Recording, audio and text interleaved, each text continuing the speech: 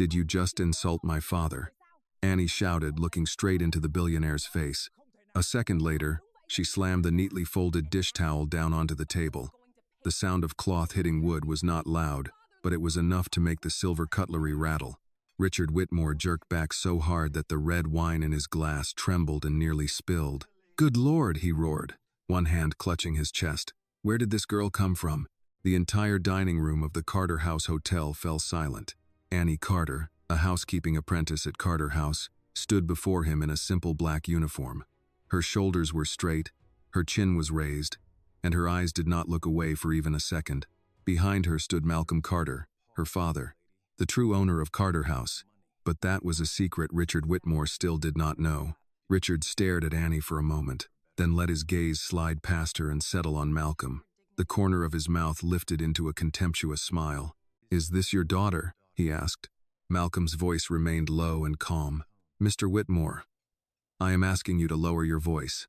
Richard slowly took a sip of wine. He set the glass back on the table, then smiled as if he had just discovered an amusing little game. "So this is your daughter?" he said. "Well, that explains it. Like father, like daughter. Same low-class blood, same street manners." Annie's hands tightened at her sides. Richard leaned back in his chair, satisfied with the wound he had just inflicted. Then, without taking his eyes off Malcolm, he reached out and tipped over his glass of wine.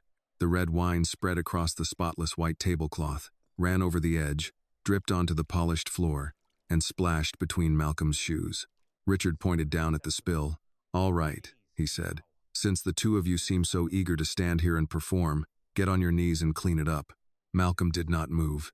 Annie looked at the wine spreading across the floor, then lifted her eyes to Richard. "You did that on purpose?" Richard's smile widened. "Yes, I did. And you think my father is going to kneel in front of you?" "I think," Richard replied, his voice cold and composed, "when a man runs a restaurant this badly, he should be grateful for any chance to correct his mistakes." Charles Benton, the corporate attorney and Richard's longtime legal advisor, shook his head with carefully performed disappointment. He picked up his napkin, dabbed lightly at the corner of his mouth, and looked around the dining room as though addressing an invisible jury. "So this is the five-star restaurant you were so proud to recommend, Richard?" Charles said. "The food is late, the staff argues with guests, and now a janitor and his daughter are standing here interrogating a billionaire." Greg Miller, a private investor and Richard's closest business friend, burst into a loud laugh. It was rough, forced, and cruel. The daughter shouts in a customer's face. The father stands there pretending he has authority. "And we're supposed to call this fine dining?" Greg shook his head. "I have to admit, this place is entertaining." Richard was the first to laugh. "Humph." Greg immediately joined in. "Ha ha." Then Charles released a smooth, cold, merciless laugh. "Ha ha ha." The three men laughed together at the table, surrounded by spilled wine and the silent eyes of everyone watching. Sarah Jenkins, the general manager of Carter House, hurried over from the reception desk. Her face was tense, but she tried to remain professional. "Mr. Whitmore," Sarah said, "we can resolve this respectfully." Richard's eyes snapped toward her. "Stay out of this unless you want your name included in the complaint." Sarah stopped. Annie pointed at the wine stain on the floor. "You insulted my father. You spilled wine on purpose like a spoiled man with no manners. Then you told us to kneel down and clean it up. And now your friends are laughing as if that makes you powerful." Richard slowly rose from his chair. "Listen carefully," he said. "I don't know who you think you are, but I know exactly who I am. I can buy this building before breakfast. I can have inspectors in your kitchen before noon. I can make 3 phone calls tonight and make sure no bank in Atlanta ever touches this place again." Greg pointed at Annie. "You should apologize while you still have a place in this restaurant," Charles added. "And your father should think very carefully before allowing an employee to embarrass a paying guest." Annie turned to Charles. "I am not just an employee," Richard scoffed. "No, you are worse than that. You are family, which means he taught you to behave this way." Malcolm stepped closer to Annie and gently placed a hand on his daughter's shoulder. "Everyone, please," Malcolm said. His voice was still calm, but beneath that calm was something tightly held back. "Do not let this go any further. Mr. Whitmore, I will speak to the kitchen personally." Your table will be served immediately. I will also ask our chef to prepare some of our finest dishes for you and your guests, completely free of charge. Short ribs, shrimp and grits, wine from the private cellar, anything you like. Let us make this right." Annie turned sharply to look at him, stunned. "Dad." Malcolm did not take his eyes off Richard.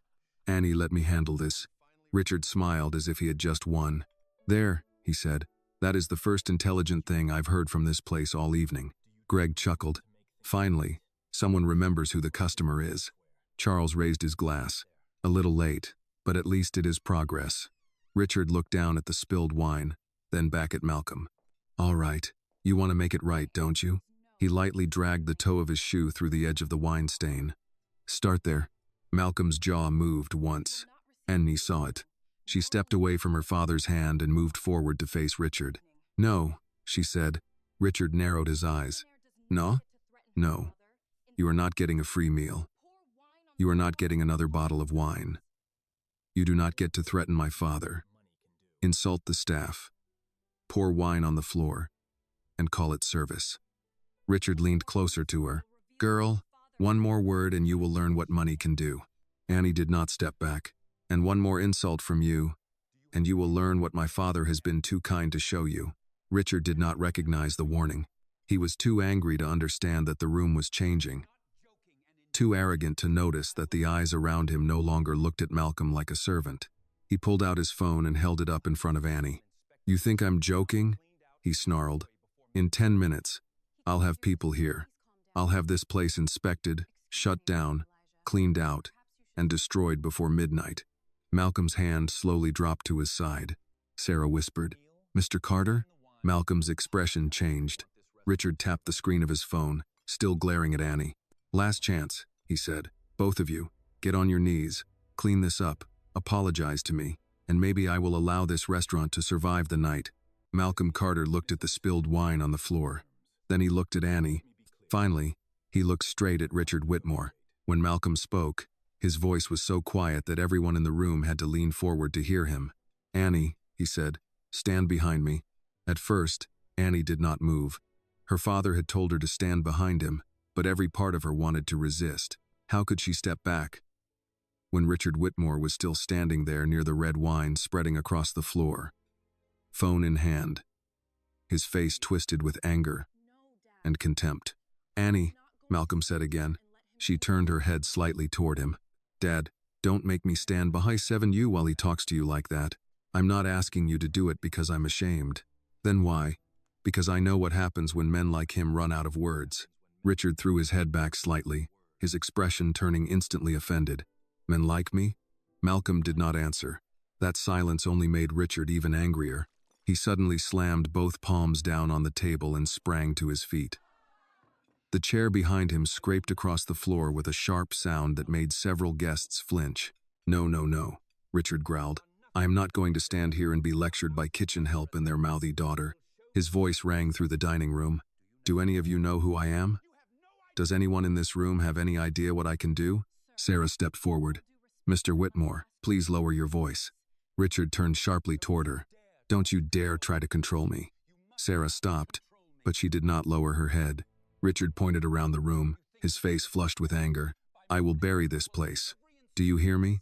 I will have inspectors here before tomorrow morning.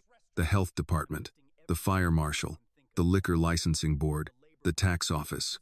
I will have every permit on that wall examined before lunch. I will turn this restaurant into a warning for anyone who dares to forget their place." Greg half rose from his chair, growing more excited as Richard's rage built. "That's right," he chimed in. "People seem to have forgotten who they're dealing with." But Charles did not stand. He remained seated, his eyes fixed on Malcolm. Richard grabbed his phone and began stabbing at the screen. "You think I'm joking? I'll call the city. I'll call the press. I'll call the investors. I'll make sure no one with a respectable bank account ever dares to come here for dinner again." Annie stepped forward before Malcolm could stop her. "All of this because your dinner was late?" Richard let out a sharp, ugly laugh. "No, because your father forgot his place." If that moment made you feel Annie's pain and her father's quiet strength, please like this video. Leave a comment and tell us where you are watching from. And if you believe dignity should never be bought or bullied, subscribe to the channel for more powerful stories. The words landed like a slap. Malcolm's hand, which had been resting on Annie's shoulder, slowly loosened. Annie noticed. Richard continued, taking advantage of the silence he had created. You want to act proud? Fine. I'll show you what pride costs. In 10 minutes, my people will be here. They'll clear this room, smash every bottle behind that bar, overturn every table, and when I'm finished, the only thing left of Carter House will be a stain on the sidewalk. Sarah's face tightened. That is a threat, Mr. Whitmore. No, Richard replied. It is a promise. At last, Charles spoke. Richard, stop talking. Richard turned toward him. You work for me, Charles, don't forget that. I advise you, Charles said quietly. And right now, my advice is for you to shut your mouth. Greg blinked. What is wrong with you? Charles did not look at Greg. His eyes remained fixed on Malcolm. I am trying to stop a bad night from becoming a very expensive one. Richard scoffed. Maybe expensive for them. No, Charles said. For you. That was the first moment Richard hesitated. Malcolm turned to Sarah. Lock the front door. Not to keep anyone in, but to keep trouble from coming in from outside. Move our guests to the east dining room. Coffee, tea, dessert, whatever they want. No charge tonight. Sarah nodded immediately. Yes, Mr. Carter. Mr. Carter. Richard caught the name. His eyes narrowed. Wait, Carter? Annie looked at Sarah, then back at her father. Malcolm's expression did not change. Richard pointed at him. You own this place? Malcolm answered calmly. Yes. Greg sneered. So what? He owns a restaurant. Richard owns half the city skyline. No, Malcolm said. He rents trust from banks. Greg's mouth opened, then closed again. Richard took a step forward. Careful. Malcolm looked directly into his eyes. You have had many chances to be careful tonight. Richard pressed the phone to his ear. I've had enough. A voice answered on the other end. Richard turned slightly away, but his eyes stayed locked on Malcolm and Annie. Get to Carter House now, he said. Bring everyone. I want this place cleared out and destroyed. If the front door is locked, break it down. Sarah drew in a deep breath. Annie's stomach tightened, but she did not step back. Richard smiled at her while still speaking into the phone. No, not later. Right now. I don't care who is inside. I want them scared enough to remember my name. Malcolm's face hardened only slightly, but Annie saw it. Richard ended the call and spread his arms. There, now we wait. Malcolm took out his own phone. He did not scroll through his contacts. He did not hesitate. He simply opened an existing conversation and typed 3 words. Annie saw them before he pressed send. Come inside now. He sent the message, then slipped the phone back into his pocket. Richard laughed. Calling your chef? No. The police? No. Then who? Malcolm looked at the spilled wine on the floor, then at Richard's polished shoes. People who understand the difference between empty words and consequences. Charles Benton went pale. Greg noticed and frowned. Charles? Charles whispered. We should not be here. Richard snapped. Stop saying that. I mean it. I said stop. Malcolm turned slightly toward Annie. Now stand behind me. This time she did, not because she was afraid of Richard Whitmore, but because she finally understood that her father had not been avoiding this fight. He had simply been holding it back for too long. Outside the restaurant, car doors began closing one after another. Richard smiled, trying to pull his confidence back into place. Good, my people are here. Charles slowly rose to his feet. For your sake, I hope they are not. The side door near the bar opened first. A man in a black suit walked in, then a second man followed. From the service hallway, 2 more appeared. They moved without rushing, without noise. They simply observed the room, as if they already knew every exit, every blind spot, and every working camera. Then an older man with silver hair entered. He buttoned his coat as he walked, calm and composed, as if he had only come for a private meeting. Sarah bowed her head. Charles Benton shot to his feet so quickly that his chair struck the table behind him. The silver-haired man stopped beside Malcolm. He glanced once at Richard, then bowed his head to Annie's father. Sir, he said. The word did not arrive loudly. It arrived clean. Boss.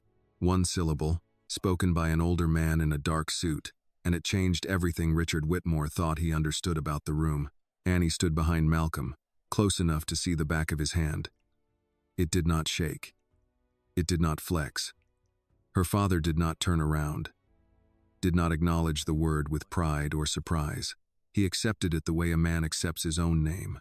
The silver-haired man beside him stood straight, hands at his sides. His face was lined, his eyes steady. He looked like someone who had spent a lifetime entering rooms after decisions had already been made. Richard stared at him. "Who the hell are you?" The man did not answer Richard. He looked at Malcolm. "Front is clear," he said. 3 vehicles outside.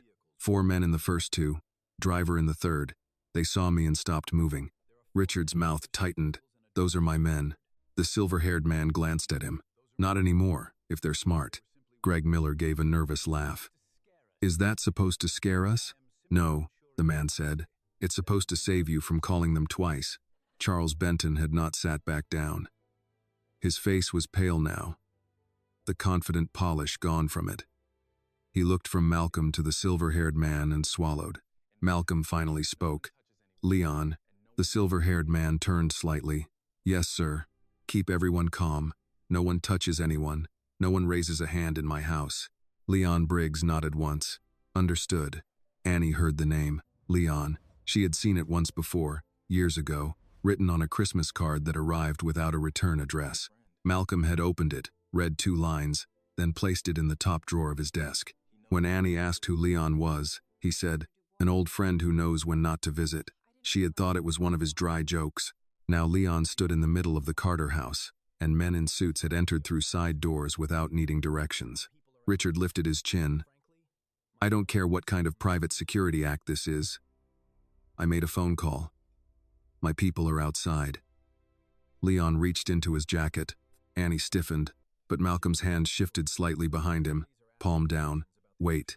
Leon removed only a phone. He tapped once, put it on speaker, and held it out. A man's voice came through, low and strained. "Mr. Whitmore?" Richard frowned. "Tate, get inside." There was a pause.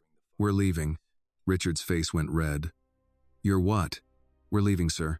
I paid you to do a job." Another pause. This one longer. "No amount you pay covers walking into Malcolm Carter's place." The room stayed silent. Richard gripped his phone so hard his knuckles whitened. "You work for me." "Not tonight." The call ended. Greg stared at Richard. Charles closed his eyes for a moment. Sarah Jenkins, still near the host stand, lowered her gaze. Not out of fear, but because she understood she was watching a man lose more than an argument. Richard turned slowly toward Malcolm. "Malcolm Carter," he said, like he was testing the name and hating the taste of it. "So you have some old street friends. That's your big secret?" Malcolm's voice remained even. "My secret is that I spent years making sure men like you never had to meet them." Richard gave a harsh laugh. "You think I'm afraid of ghosts?" Charles spoke before anyone else could. "Richard, listen to me." "No, listen to me." Charles lowered his voice, but it carried. "This is not a local tough guy. This is Malcolm Elijah Carter." The full name hit the table harder than the spilled wine. Greg looked at Charles. "Why does everybody keep acting like that means something?" Charles did not answer him right away. He was still watching Malcolm, as if measuring how much truth the room could survive.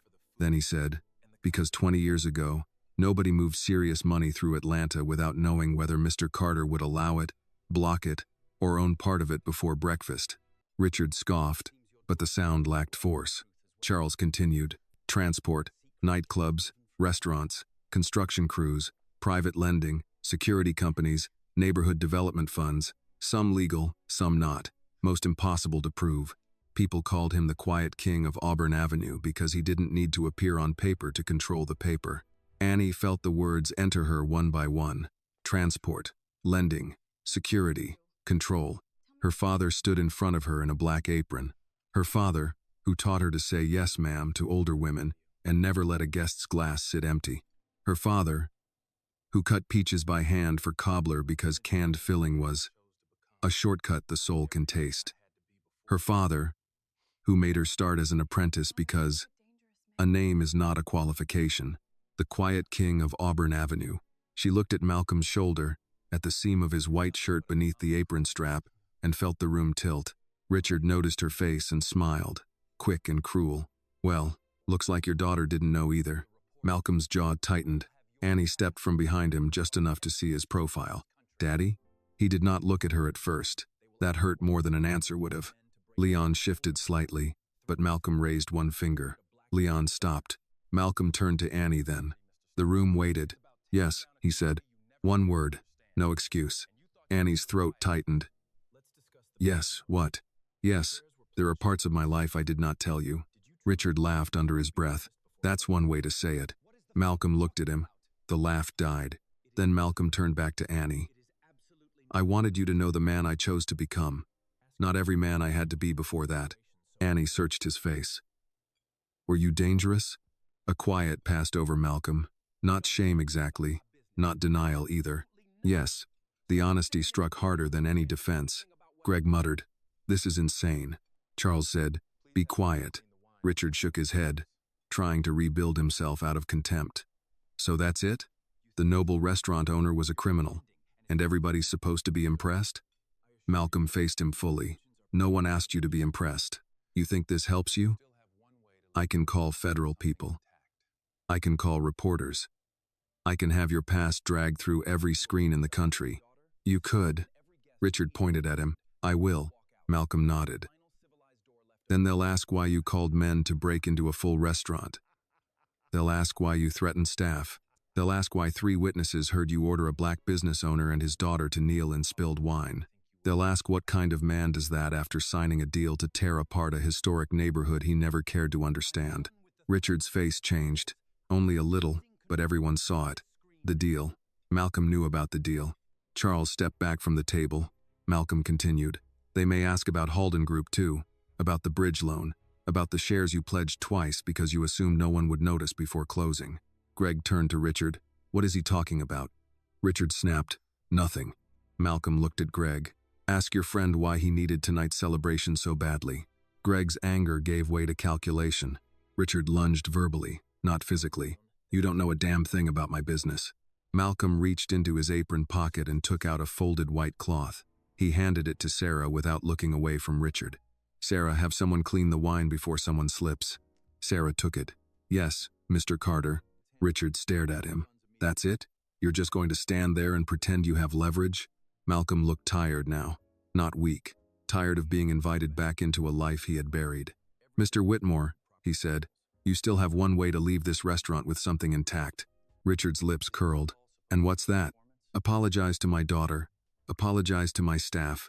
Apologize to the people whose evening you tried to ruin. Then, walk out. Richard stared at him, then burst out laughing. Ha! Ha ha ha! You think I'm going to apologize to you? Leon glanced at Malcolm. The men near the side doors remained still.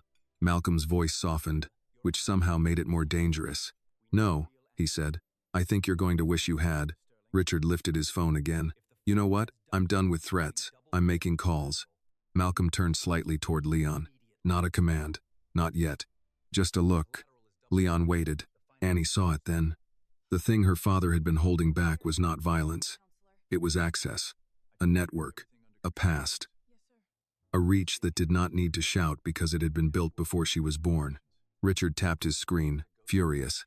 Malcolm raised one hand, barely above his waist. A small, tired motion. A warning. Richard, Charles said quietly, put the phone down. Richard ignored him. Malcolm's fingers moved once. Leon stepped away to make a call of his own. Leon did not raise his voice when he stepped toward the bar. That was what made it frightening. He moved past the empty tables, past the overturned wine glass, past the frozen staff, and stood near the brass lamp at the end of the counter. He made one call. No speech. No explanation. Just a few quiet sentences spoken with the confidence of a man who knew the person on the other end had already been waiting. Yes, Leon said. Now, Halden, Crescent Bank, and the insurance file. All 3. Send the first notice through the proper channel. No noise, no leaks, we cannot prove. Richard watched him, still holding his own phone, but he had stopped dialing. What is that supposed to be? Richard asked. A performance? Malcolm did not answer. Charles Benton, corporate attorney, looked as if he wanted to sit down but no longer trusted his legs.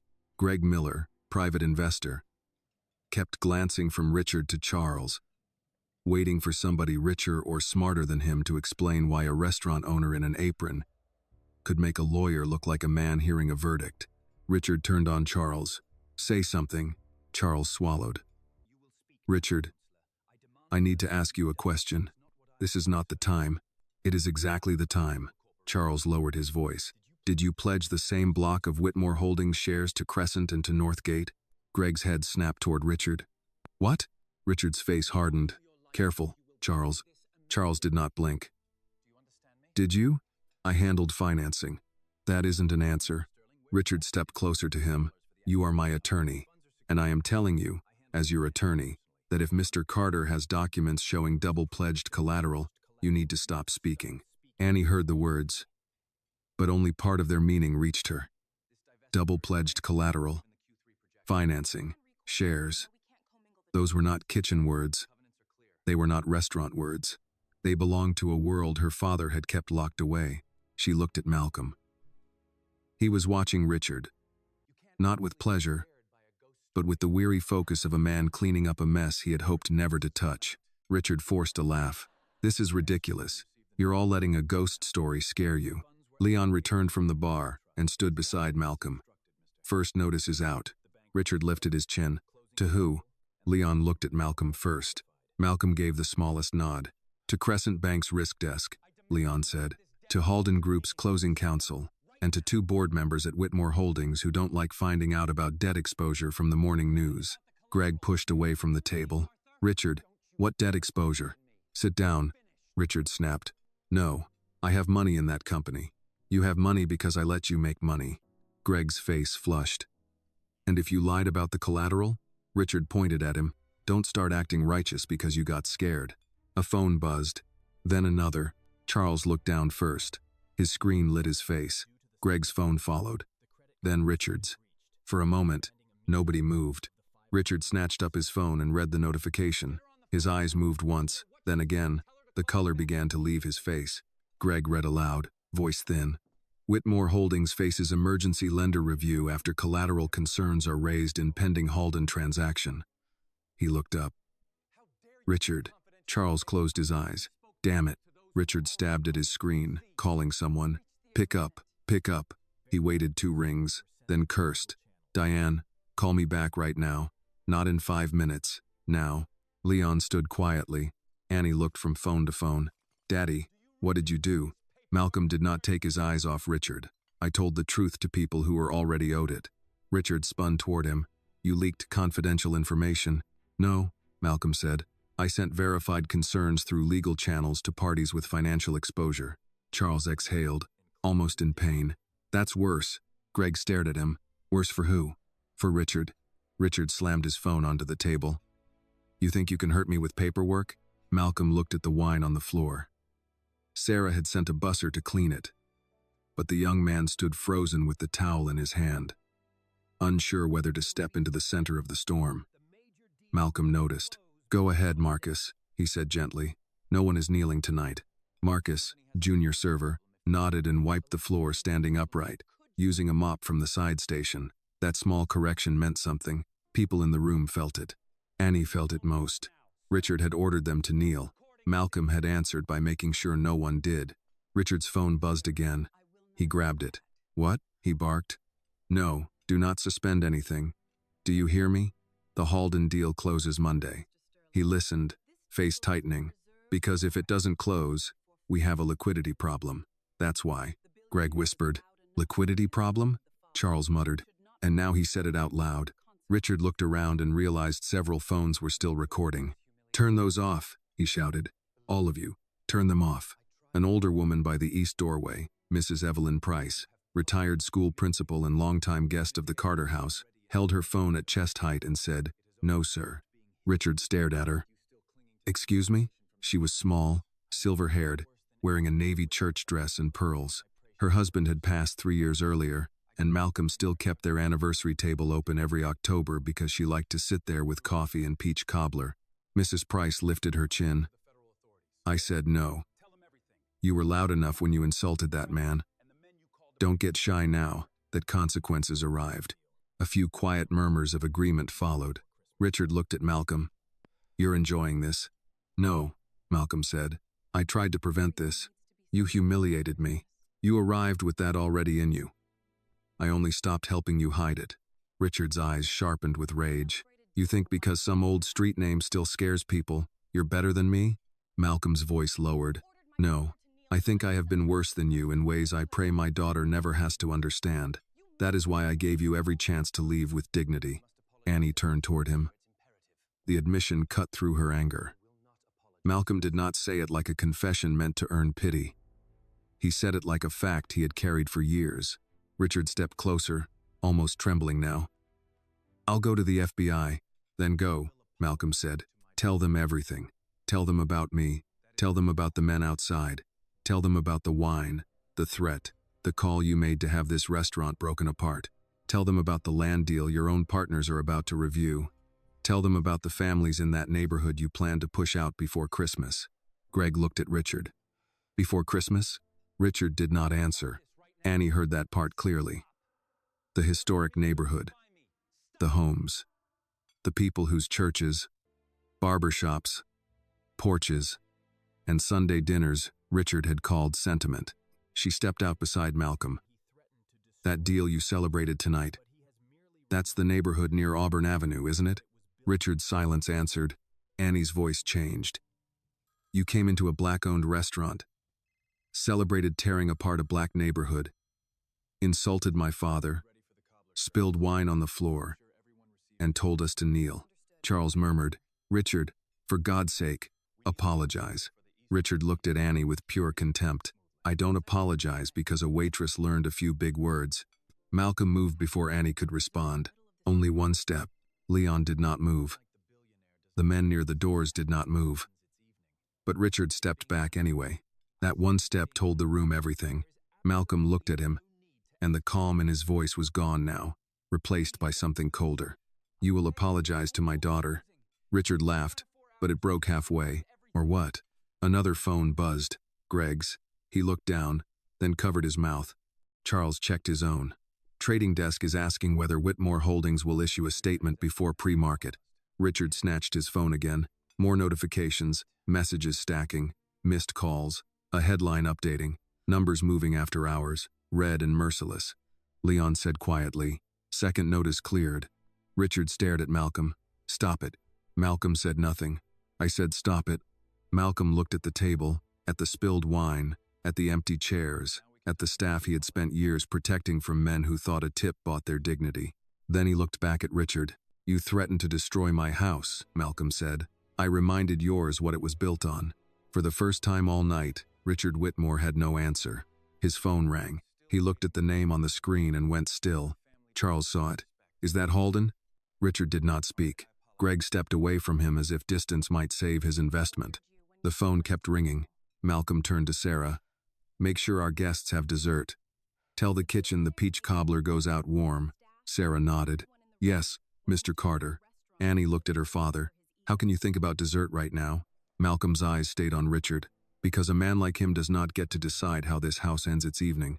Richard finally answered the call, his voice smaller than it had been 10 minutes ago. Yes, he said. No, this is being handled. He listened. His face collapsed by inches. No, he said. Do not pull the closing. Listen to me. Do not pull. The line went dead. The room heard the silence after. Richard lowered the phone slowly. Leon leaned toward Malcolm. Halden paused the transaction.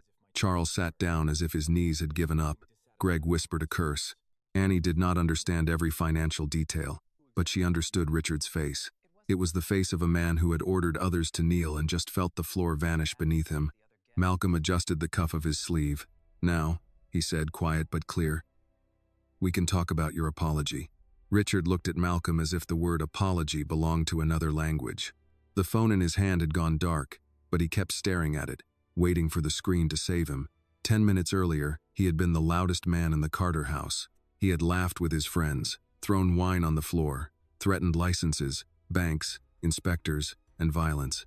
Now the room watched him stand beside his own table with the first real cost of the night sitting in his throat. Malcolm Carter did not move closer. He did not need to. Apologize, Malcolm said. Richard swallowed. You don't get to order me around. Annie stepped beside her father, close enough that their shoulders almost touched. Nobody ordered you when you told us to kneel. You seemed comfortable giving instructions then. Greg Miller shifted away from Richard's side of the table. Charles Benton sat with one hand over his mouth, eyes fixed on the white tablecloth, as if he could already see tomorrow's legal work spreading across it. Richard glared at Annie. This is between grown men. No, Annie said. You made it about me when you called me low class. You made it about the staff when you threatened their jobs. You made it about everyone in here when you tried to turn a restaurant into a stage for your ego. Sarah Jenkins stood near the host stand with her hands folded. The main dining room had not fully emptied after all. Several guests remained near the east doorway, close enough to hear, far enough to be safe. Mrs. Evelyn Price still held her phone. The older veteran by the window stood with his hat in both hands. Marcus, the junior server, had finished cleaning the wine but stayed near the service station, mop upright like a flagpole. Richard saw the phones. His face tightened. Turn those off.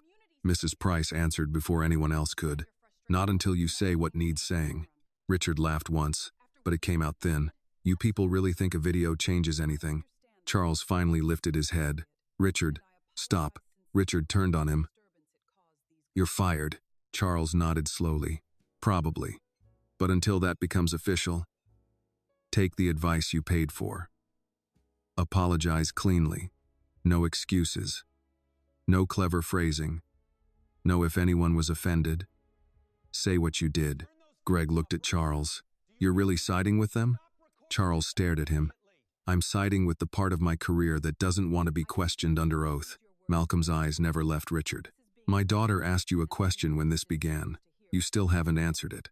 Richard's jaw worked. Annie spoke the words again, quieter this time. Did you insult my father? The room held still.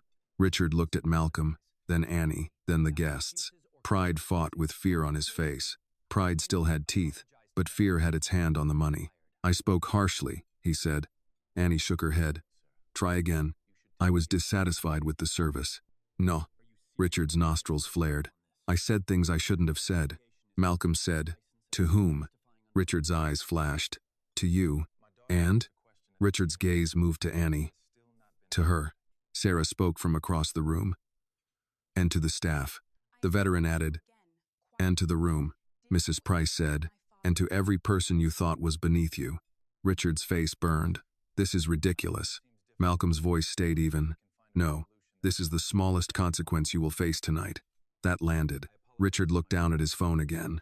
A new message appeared. He read it, and his lips parted slightly. Charles noticed. Bored? Charles asked. Richard did not answer. Malcolm waited.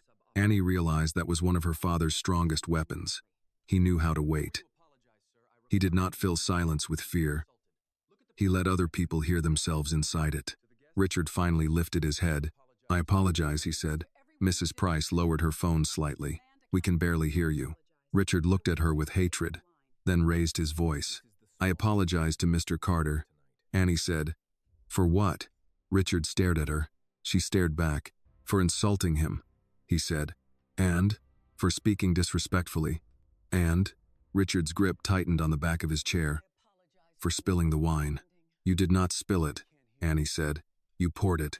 A murmur went through the room. Richard closed his eyes. For pouring the wine, and telling us to kneel. His eyes opened. Malcolm turned slightly toward Annie, not stopping her, only watching. Richard's voice dropped. For telling you to kneel. Annie did not let him look away. Say why you thought you could. Charles muttered. Jesus, Annie. She did not move. Say it. Richard's face hardened again. I don't know what you want from me. Yes, you do, she said. You walked in here and saw a black man in an apron. You decided he was less than you before he even opened his mouth. Then you saw me in uniform and decided the same thing about me. That is what happened. Say it. The silence that followed was not empty. It was full of years. Years of swallowed comments, polite smiles, lowered heads, older men teaching younger ones which rooms were safe and which ones were only pretending. Richard looked around. And for once the room did not help him. No friendly laughter. No waiter rushing to rescue his comfort. No attorney smoothing the edge. No investor clapping him on the back. Only people waiting. Richard spoke through his teeth. I judged you by your race and by the work I thought you did. Annie held his gaze. And? And I was wrong. The words came out like they cost him money. Malcolm nodded once. That is enough. No, Annie said. Malcolm looked at her. She turned to him, her voice softer but firm. Daddy. Not yet. Richard let out a bitter laugh. What now? Annie looked at the staff. Marcus. Elise. Sarah. The dishwasher. Luis. Still half hidden by the service hallway. People who had carried plates, wiped counters, smiled through insults, and gone home with sore feet because rent did not care how customers behaved. You apologize to them, Annie said. Not as background people. By name if you know them. And if you don't know their names, that's part of the problem. Richard looked trapped. Sarah stepped forward. My name is Sarah Jenkins. He looked at her. I apologize, Miss Jenkins. For? Annie asked. Richard exhaled hard. For threatening your staff and your restaurant. Sarah nodded once, professional to the end. Accepted. Marcus raised his hand a little, awkward and brave. Marcus Reed. Richard looked as if the humiliation might choke him. I apologize, Mr. Reed. Marcus said. Thank you. Elise spoke next. Elise Walker. Then Luis. Luis Ramirez. Richard repeated each name. By the third one, his voice had lost its edge.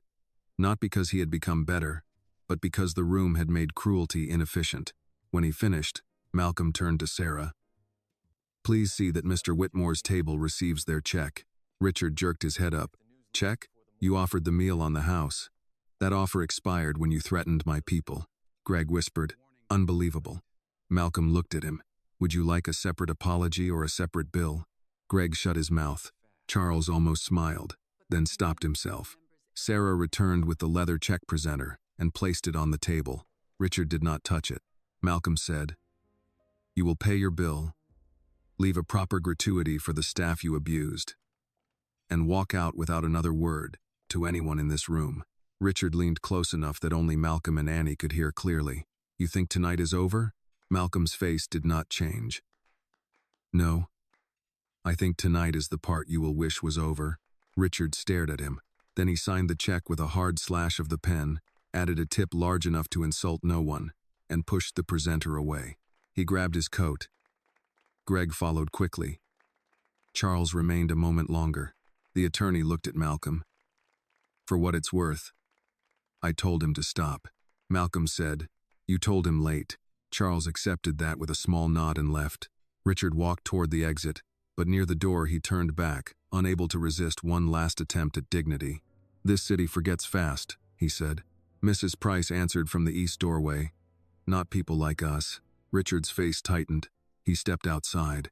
Through the front glass, Annie saw the men who had come for him standing near their SUVs, not looking at him. Leon's people remained where they were, still as shadows.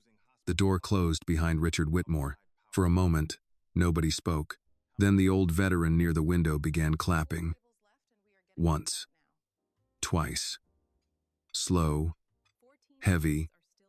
Deliberate. Mrs. Price joined him. Marcus did. Sarah did. Soon the sound filled the dining room, not wild, not celebratory, but steady. It was not applause for Malcolm's power. It was applause for the moment a man who thought he could make others kneel had been forced to stand in his own shame. Annie turned toward her father. Malcolm looked older than he had an hour ago. Daddy, she said. He gave her a small, tired smile. You should not have had to do that. She swallowed. Neither should you. He looked at the floor where the wine had been. No, he said. But we did. Leon approached quietly. Boss, Halden's people want a response before morning. Malcolm closed his eyes for 1 second, then opened them. Not here, he said. Tonight this is still a restaurant. He turned to Sarah. How many guests are still waiting on dessert? Sarah looked around, gathering herself. 14. Malcolm nodded. Then peach cobbler goes out warm, coffee fresh. No one leaves this house with Richard Whitmore as the last taste in their mouth. Annie stared at him, caught between anger, pride, and a question she was afraid to ask. Her father straightened his apron and walked toward the kitchen. The room slowly began breathing again, but Annie knew something had changed that would not be cleaned up with wine, applause, or warm dessert. The man she had defended tonight was her father. He was also someone else. And before the night ended, she would need to know how much of that someone else had been standing beside her all along. Malcolm disappeared through the swinging kitchen doors. And for a moment, Annie stayed where she was, standing in the dining room while applause faded into the low scrape of chairs, the clink of spoons, and the careful voices of people trying to return to an evening that had been split in two. Sarah Jenkins moved first. She always did. Marcus, fresh coffee on table 6. Elise, check on Mrs. Price. Luis, tell the kitchen we need 14 cobblers warmed, not rushed. Nobody carries a plate out looking shaken. We are still the Carter house. The staff obeyed because Sarah sounded like herself again. That helped. The room needed ordinary things. Coffee, dessert, napkins, receipts, anything that reminded people they had not just watched a billionaire order a black man and his daughter to kneel in spilled wine. Annie picked up the towel she had thrown onto Richard's table. It was damp at one corner, stained red where it had touched the tablecloth. She folded it twice without thinking. Leon Briggs stood near the bar, speaking quietly to one of his men. When he saw Annie looking at him, he stopped mid-sentence. He did not smile. Not exactly. He gave her a nod that felt older than politeness. Miss Carter, he said. The way he said her name made her uncomfortable. Respectful, yes, but heavy, as if the name carried a history she had not agreed to inherit. Do I know you? She asked. Leon's eyes softened by a degree. You were little the last time I saw you. I don't remember. You weren't supposed to. That answer sat badly in her chest. Sarah came over and touched Annie's elbow. You okay? No. Sarah nodded. Good. I'd be worried if you said yes. Annie glanced toward the kitchen doors. How much did you know? Sarah did not pretend not to understand. She took a breath, looked toward the guests, then back at Annie. I knew your father owned the restaurant. I knew people respected him beyond normal business respect. I knew certain vendors never argued with our invoices, and certain city inspectors became very polite after making one phone call. She paused. I did not know everything. Did everybody know except me? No, Sarah said firmly. And don't do that to yourself. Your father built a wall around that part of his life because he wanted you safe. Not foolish. Annie let out a humorless laugh. Safe from what? The truth? Sarah's face changed. She was not old enough to be Annie's grandmother, but she had the tired eyes of a woman who had raised younger siblings, buried friends too early, and worked enough double shifts to know truth had timing. Sometimes truth is a knife, Sarah said. Your father may have been wrong to hide it, but I don't think he hid it to cut you. I think he hid it because he was afraid it would. Before Annie could answer, the kitchen doors swung open. Malcolm came out carrying 2 plates of peach cobbler himself. He had changed his shirt. The apron was still black, still tight at the waist, but the wine stain was gone. That made Annie's throat tighten. He had removed the evidence from his sleeve before she was ready to stop seeing it. He walked to Mrs. Price's table and set 1 plate in front of her. Warm enough? Mrs. Price looked up at him over her glasses. Malcolm Carter, don't you stand there asking about cobbler after what just happened like I'm one of your church ladies who can be distracted with butter and sugar. A small smile touched his mouth. Are you saying it won't work? I'm saying I'll eat it while I judge you. He nodded. That seems fair. She caught his hand before he turned away. You did right not letting that man make you ugly in front of your daughter. Malcolm looked down at her hand on his. For a second, his face opened. Not much. Enough. I came close, he said. But you didn't. He nodded once and moved on. Annie watched him deliver the second plate to the veteran near the window, listened to him ask whether the coffee was fresh, watched him adjust a chair for an older woman before returning to the service station. Every movement was ordinary. That was what frightened her. Her father could stand in a room where men called him boss, where a billionaire's company began cracking by phone notification, and still ask whether coffee had burned on the warmer. Leon approached Malcolm near the bar. Halden's counsel wants a direct answer tonight. Malcolm's voice stayed low, but Annie moved close enough to hear. Tell them I will not speak from my dining room. They asked for assurance that the documents came from a credible source. Malcolm glanced at him. They know who the source is. They want you to say it. Then they can wait until morning. Leon accepted that.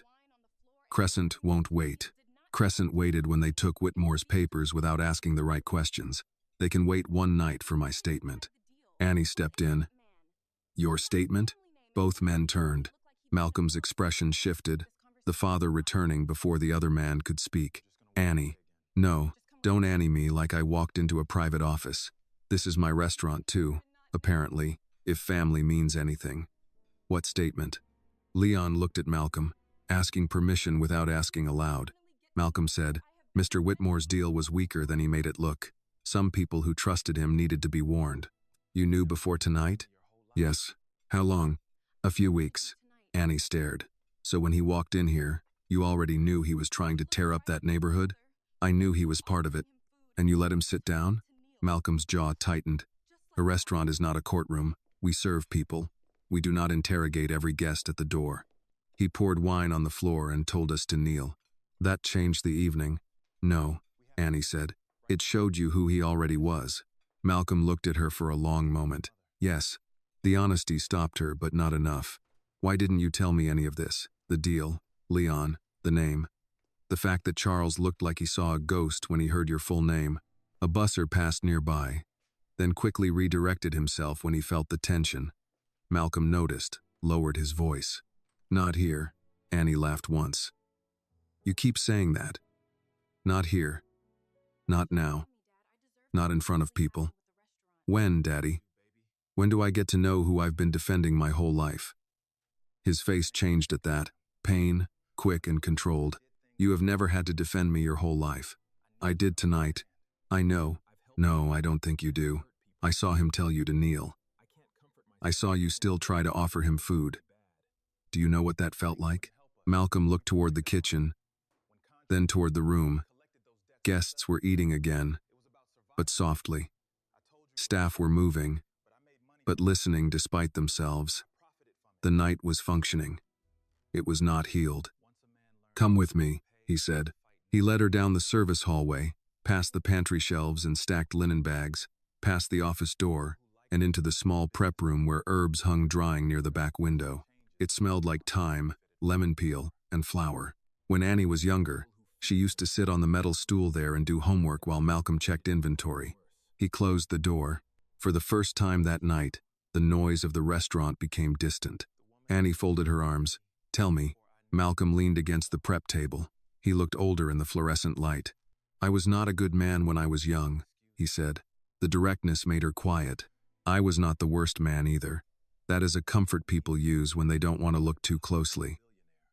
I helped people. I hurt people. I protected businesses that banks ignored. I collected debts from men who thought contracts with black folks were optional. I also made money from fear. And once a man learns fear can pay, he has to fight not to become addicted to it. Annie swallowed. Were you a gangster? A faint, sad smile crossed his face. People who liked me said businessman. People who feared me said king. People who hated me said worse. The truth sits somewhere I don't enjoy visiting. Mom knew? Your mother knew me before I knew what to do with myself. What does that mean? It means she loved me, but she never excused me. There's a difference. Annie looked down at the towel still in her hand. She had carried it without realizing. Malcolm saw it. I did not kneel tonight because I was afraid of Richard Whitmore. Then why did you bend at all? Because every man has a door inside him. Behind mine is someone I promised your mother I would stop feeding. When Richard spilled that wine, I could feel that door opening. Annie's anger faltered. Malcolm's voice lowered. If you had not been there, I might have humiliated him sooner. Worse, cleaner, maybe, but colder. You think you saw weakness. What you saw was me trying to remain your father before I remembered how easy it used to be to become his enemy. Annie did not know what to say. From the dining room, someone laughed softly at something Mrs. Price must have said, life returning in pieces. Annie whispered, I don't want a perfect father. Malcolm looked at her. I want the true one. He closed his eyes for a second. When he opened them, the wall was still there, but a crack had formed. Then after we close, he said, I'll tell you what I can. And what you can't, I'll tell you why. That was not enough, but it was more than she had ever had. A knock came at the door. Sarah's voice followed. Mr. Carter? Sorry. Richard Whitmore is still outside. He's refusing to leave the curb. Malcolm straightened. Annie looked at him. What now? Malcolm reached for the door, but before opening it, he said, now we make sure he understands the difference between being allowed to leave and being safe to stay. Sarah's words stayed in the prep room after she said them. Richard Whitmore is still outside.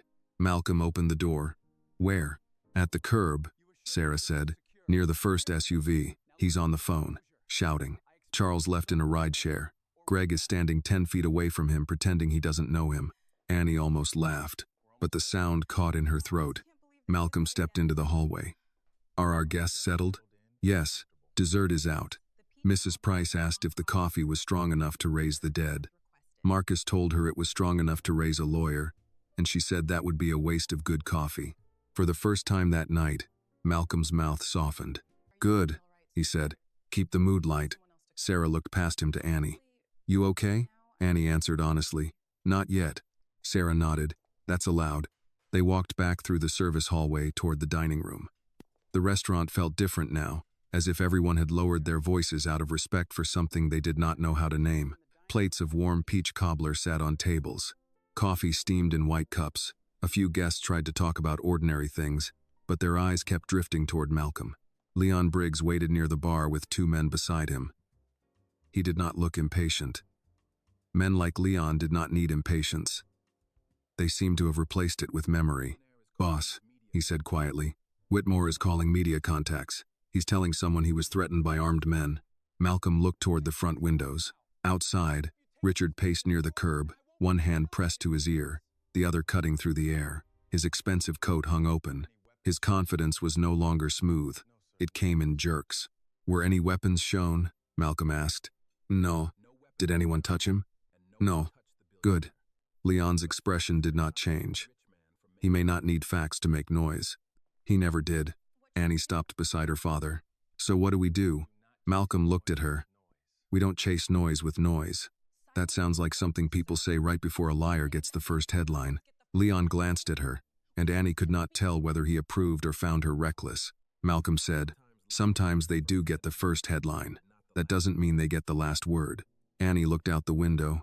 Richard was still talking, jaw tight, face red beneath the streetlights. He'll lie. Yes. And you'll just let him? No, Malcolm said. I'll let him lie on record.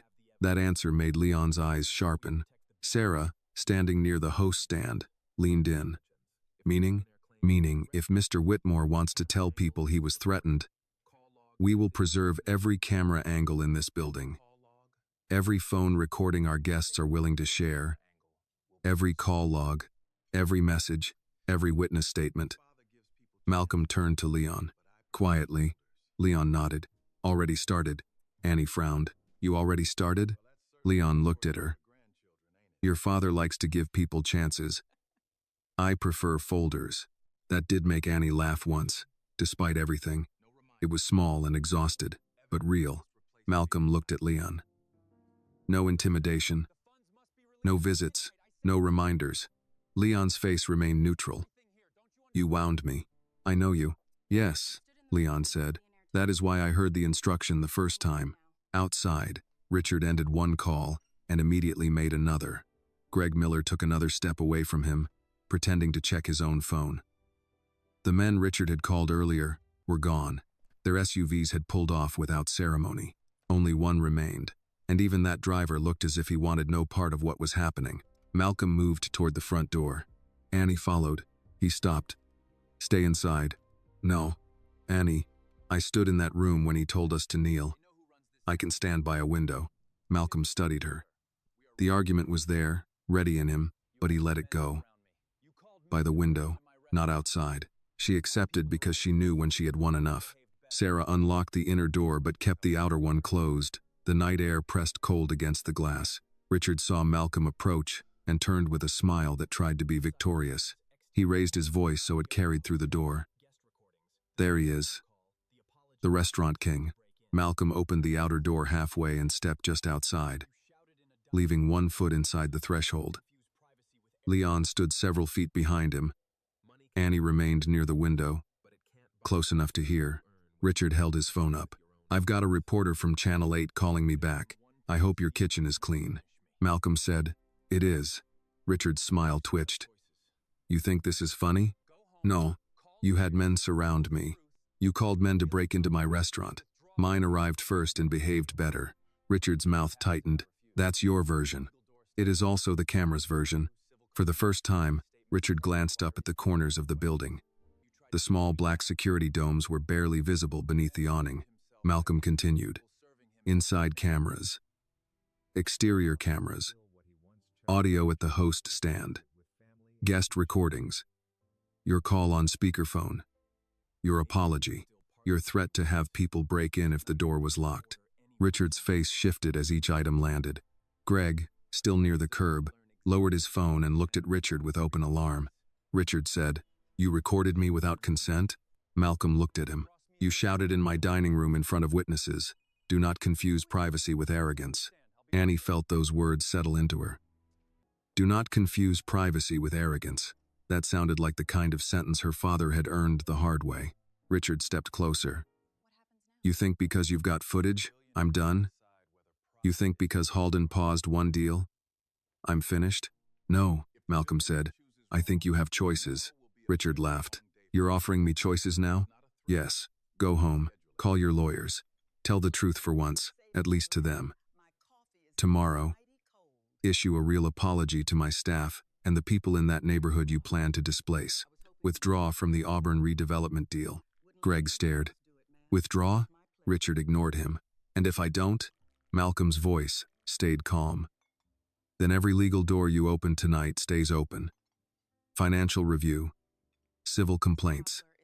Witness statements. Press inquiries. Shareholder questions. Your board will decide whether you are a liability before breakfast Monday. Richard's eyes narrowed. You'd burn me down over a restaurant argument? Malcolm took one slow step closer. No. You burned yourself down because you thought the people serving you had no names. For a second, Richard had no answer. Then he leaned in and hissed. You're still what you were. Don't dress it up with family and peach cobbler. Annie's hand tightened around the window frame. Malcolm did not flinch. Maybe, but tonight I did not order anyone to kneel. Richard's face hardened. He looked past Malcolm and saw Annie behind the glass. Your daughter will learn what kind of man you really are, he said. Malcolm's expression changed. Not much. Enough. She will, he said. From me. Richard looked ready to spit out one more threat, but his phone rang. He checked the screen. His face went still again. Greg stepped closer. Who is it? Richard did not answer. He turned away and took the call, lowering his voice for the first time all evening. Malcolm watched him for a moment, then stepped back inside. Sarah locked the door behind him. Annie met him near the host stand. What now? Now he decides whether pride is worth more than survival. And if he decides wrong? Leon answered before Malcolm could. Then tomorrow will be a very long day for Mr. Whitmore. Malcolm looked at him. Leon gave a small shrug.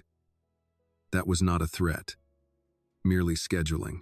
Sarah exhaled through her nose, almost a laugh. From the east dining room, Mrs. Price called, Malcolm, if you are done saving Atlanta, my coffee is getting cold. The tension cracked just enough for people to breathe. Malcolm turned toward the sound. Yes, ma'am. Annie watched him walk back into the restaurant, not to command men in suits, not to destroy a billionaire, but to refill an old woman's coffee himself. That was the part that confused her most. The dangerous man and the decent man were not standing in different places. They were both her father, and by the time the front door closed against the cold Atlanta night, Annie understood that the hardest truth would not be learning what Malcolm Carter had done. It would be learning how much of him had changed, and how much had only gone quiet. By the time the last guest left the Carter house, the clock over the bar had passed midnight. The restaurant looked almost normal again. Chairs were tucked in. Glasses had been cleared. The white tablecloth from Richard Whitmore's table was gone, carried to the laundry room with the red stain folded inward. Marcus wiped down the bar in slow circles. Elise checked the salt cellars. Luis came out from the back with a bus tub and asked Sarah if she needed anything else before he clocked out. Sarah said, Go home, Luis, and thank you. He looked toward Malcolm, who stood near the kitchen doors reading something on Leon's phone. Mr. Carter, Luis said, you need me tomorrow. I'll come early. Malcolm looked up. Your shift starts at 10. I know. Then come at 10. Luis nodded, but his eyes said he would come earlier anyway. That was the kind of loyalty Annie had seen all night. Quiet and stubborn. The kind people could not be paid into giving. It had to be earned, and she was beginning to understand that her father had been earning things in rooms she never saw. After Luis left, Sarah locked the front door and turned the small brass sign from open to closed. Outside, the Atlanta street had thinned to headlights, wet pavement, and the occasional laugh from people leaving the bar down the block. Richard Whitmore was gone. His SUV had pulled away 20 minutes earlier after 2 more calls, one short and angry, one long and quiet. Greg Miller had left before him, without a handshake. Charles Benton never came back. Inside, Leon stood beside Malcolm with his phone in one hand and a folded file in the other. "Crescent wants a meeting at 8, Leon said. "No," Malcolm replied. Leon did not blink. "They said it has to be before market activity picks up. Then they should have asked better questions before they guaranteed Whitmore's paper." Leon's mouth twitched. "That is almost exactly what I told them, only with less grace." Sarah, counting receipts near the host stand, looked over her glasses. "Leon, do I want to know why a bank is calling a restaurant after midnight?" "No, ma'am," Leon said. "Good. I'm too tired to learn finance from a man who looks like he knows where bodies are buried." Leon considered that, figuratively these days. Sarah paused. Malcolm looked at him. Leon added, "Mostly." Annie should have laughed. On another night, she might have. But the word bodies landed too close to the question sitting in her chest. She stood by the service station, still in uniform, still holding the folded towel she should have dropped in laundry long ago. She had not clocked out. No one had told her to. Maybe no one knew how to send the boss's daughter home after watching her challenge a billionaire. Malcolm noticed her silence. "Sarah," he said, "thank you for tonight. Make sure everyone gets paid for the full shift and the extra hour." Sarah closed the ledger. "Already done. And add a bonus." "Already noted." He gave her a tired look. "You anticipated me? I've managed this floor for 7 years, Malcolm. You are not as mysterious as men like to think they are." Leon made a low sound that might have been approval. Sarah picked up her coat, then stopped beside Annie. "Go easy on him, but don't let him dodge." Annie looked at her. "That sounds like 2 different instructions." "It is. Good daughters learn balance." Sarah squeezed her arm and left through the side entrance.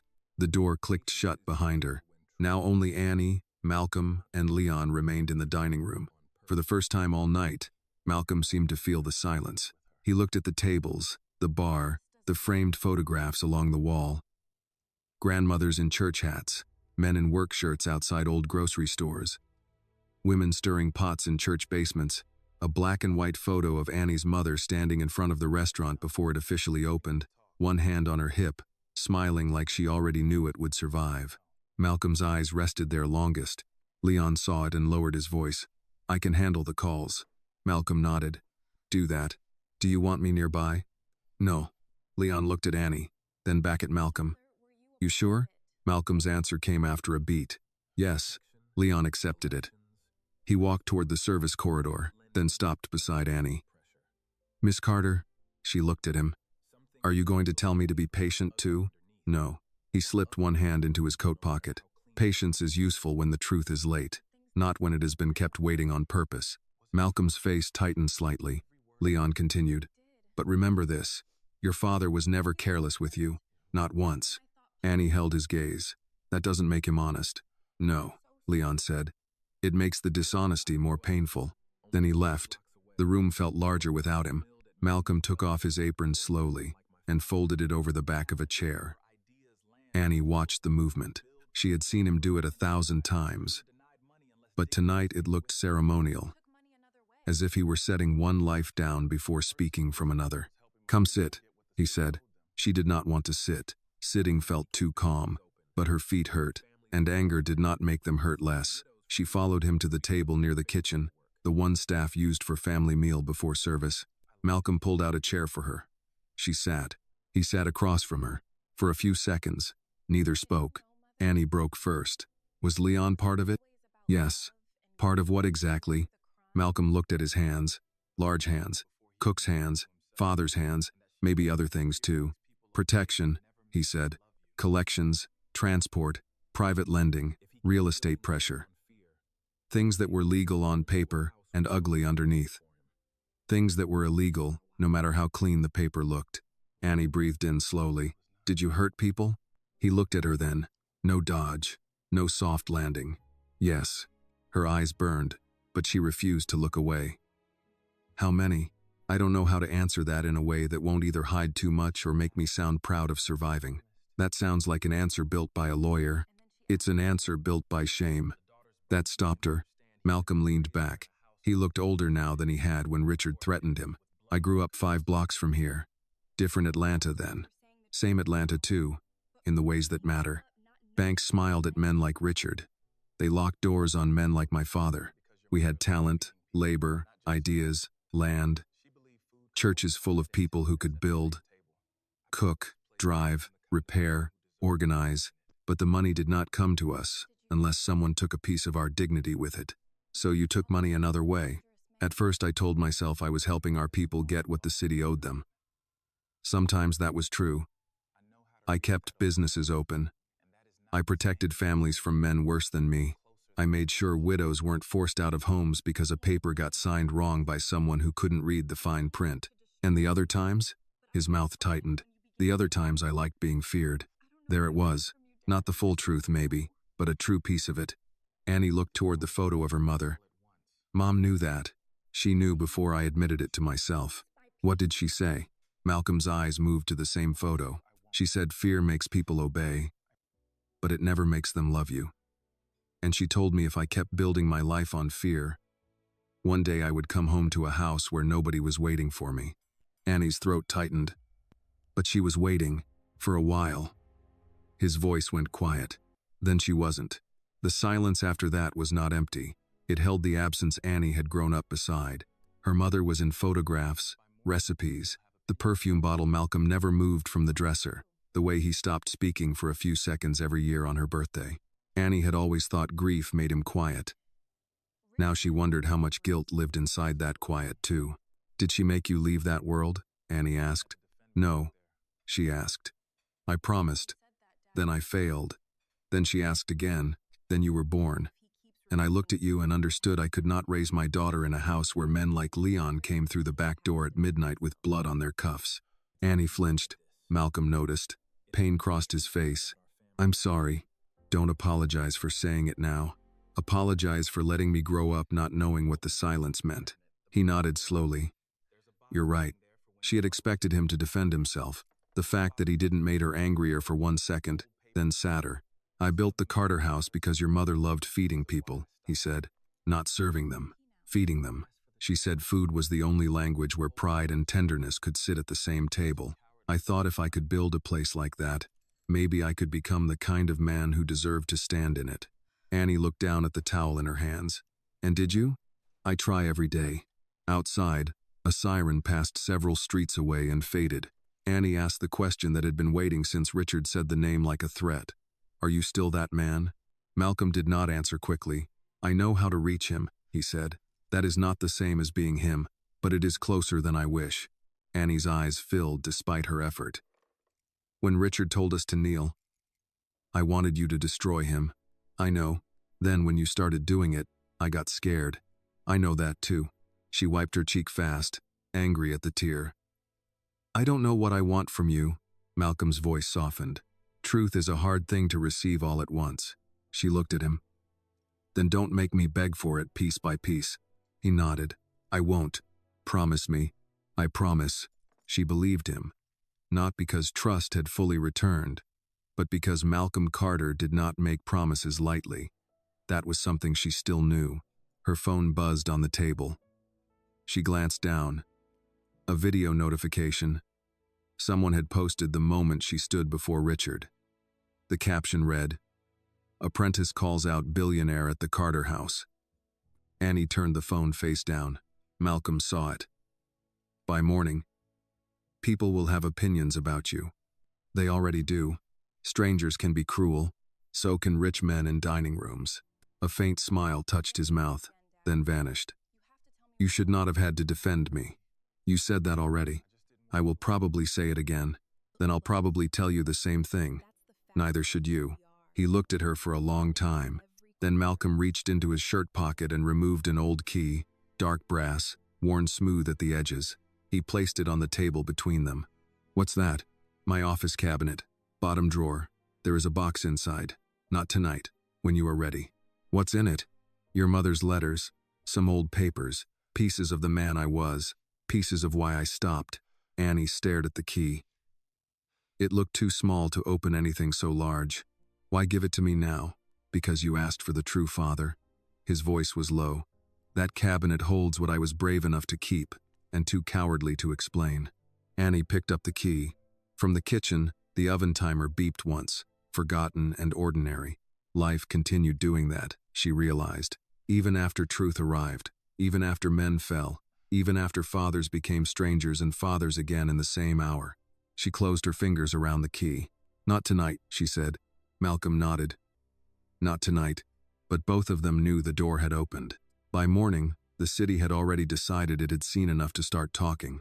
Annie woke to her phone buzzing against the nightstand. She had slept 3 hours, maybe less, still half-dressed in the black pants from her shift, the brass key Malcolm had given her resting on the small table beside her lamp.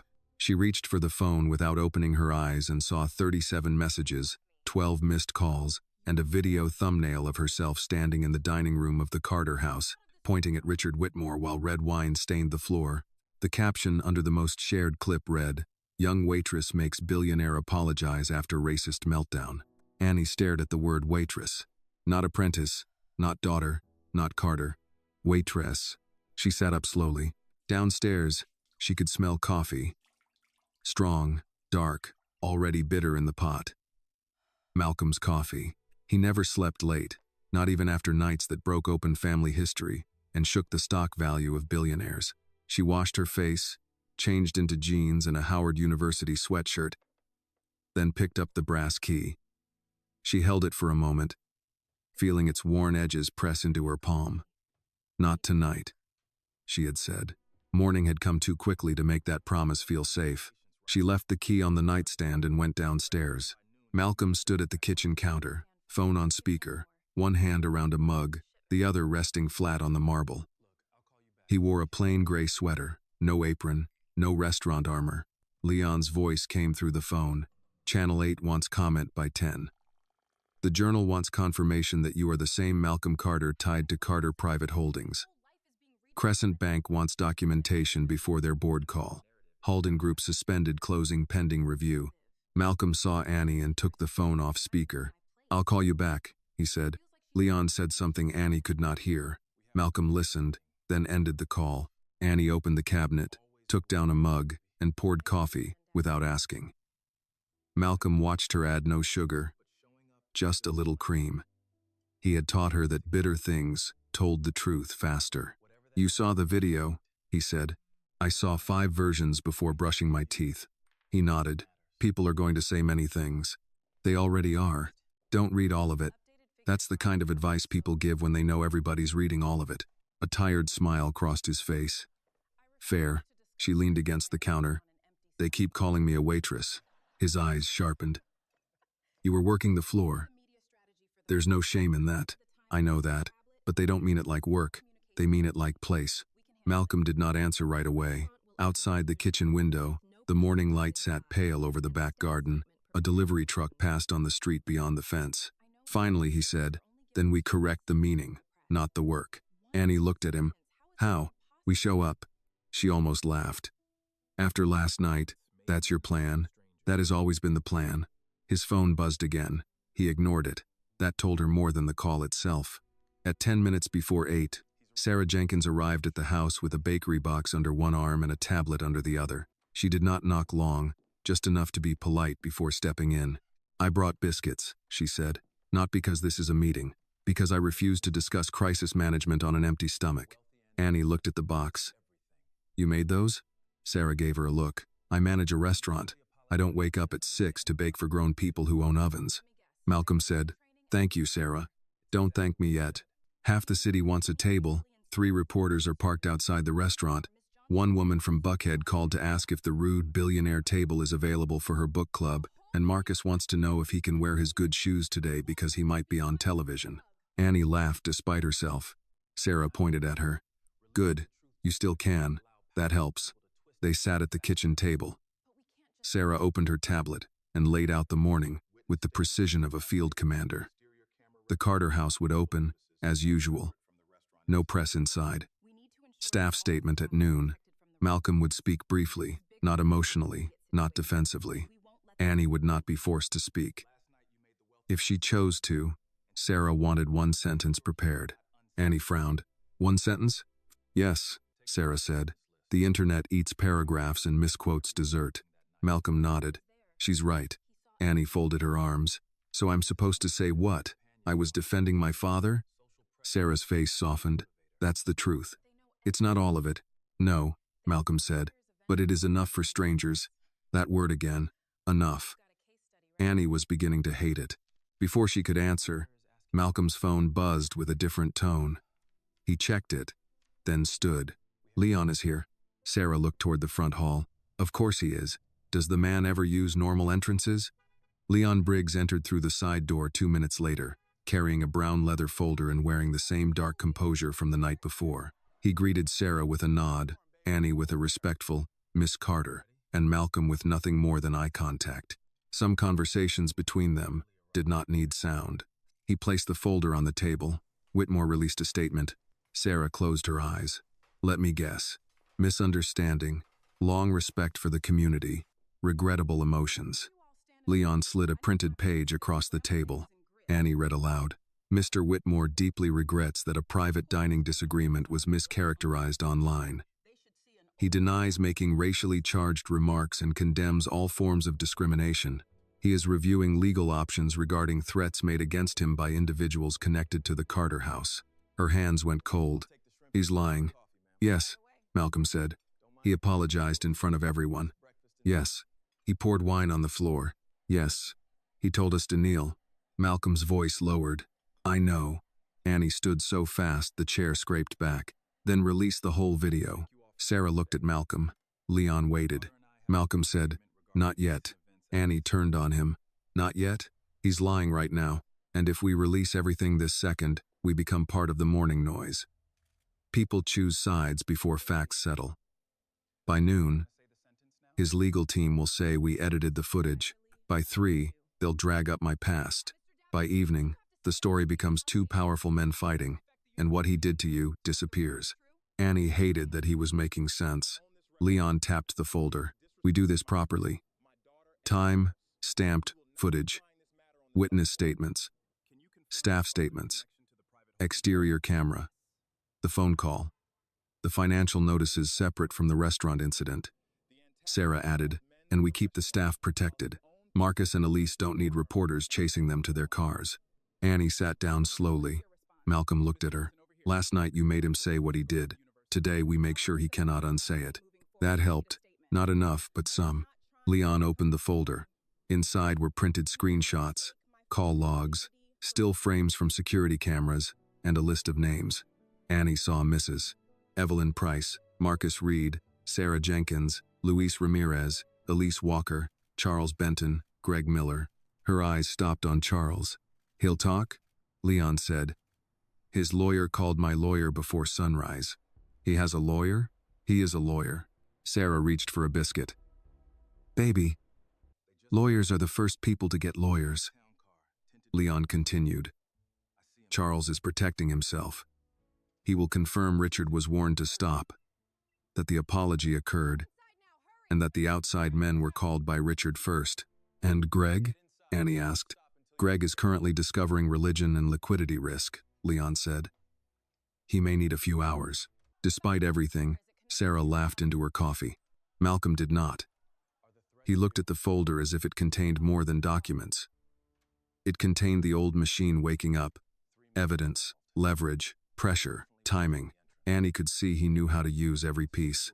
She could also see he did not enjoy how naturally it returned to his hands. At 9:30, they drove to the Carter house in Malcolm's black pickup instead of the sedan he used for formal events. Annie rode beside him. Sarah followed in her car. Leon's SUV stayed 2 blocks behind. Close enough to be seen if needed. Far enough not to become a headline. Outside the restaurant, 3 news vans waited. A few neighbors stood across the street. Someone had taped a handwritten sign to the lamppost. "We stand with Carter House." Annie stared at it as Malcolm parked in the alley. He noticed. "You ready?" "No." "Good." She looked at him. He took the keys from the ignition. Ready people are often just people who haven't thought long enough. That sounded like him. The father she knew. The one who made room for fear without bowing to it. They entered through the back. The kitchen staff was already there. Marcus wore his good shoes. Elise had braided her hair neatly and pretended she had not. Louise had come early despite being told not to. When Malcolm stepped inside, everyone stopped working. For 1 second, nobody knew what to do. Then Mrs. Price's voice came from the dining room. "Well, don't stand there looking like somebody died. Some of us came for breakfast." Annie turned. "Mrs. Price?" The older woman sat at her usual table with coffee and a folded newspaper. Sarah, just entering behind them, stared. "We are not open." Mrs. Price sipped her coffee. The door was unlocked. "It was not." "Then your lock is hospitable." Malcolm looked at her. "Mrs. Price." She set the cup down. "I figured if reporters are going to camp outside a black-owned restaurant, they should at least see an old black woman sitting inside it, unbothered." The kitchen went quiet again, but this silence was different. Annie felt something loosen in her chest. By 10 o'clock, more regulars arrived. A retired barber, a church deacon, a couple who had celebrated their anniversary there for 12 years. They did not crowd Malcolm. They did not demand details.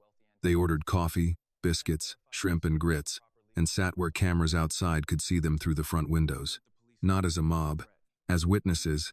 At 11:55, Malcolm stood near the host stand. Sarah adjusted the angle of the microphone someone from a local paper had placed outside. Annie stood beside him, not behind him. Leon remained inside, out of camera view. Malcolm looked at her. "1 sentence, if you want." She nodded. They stepped outside.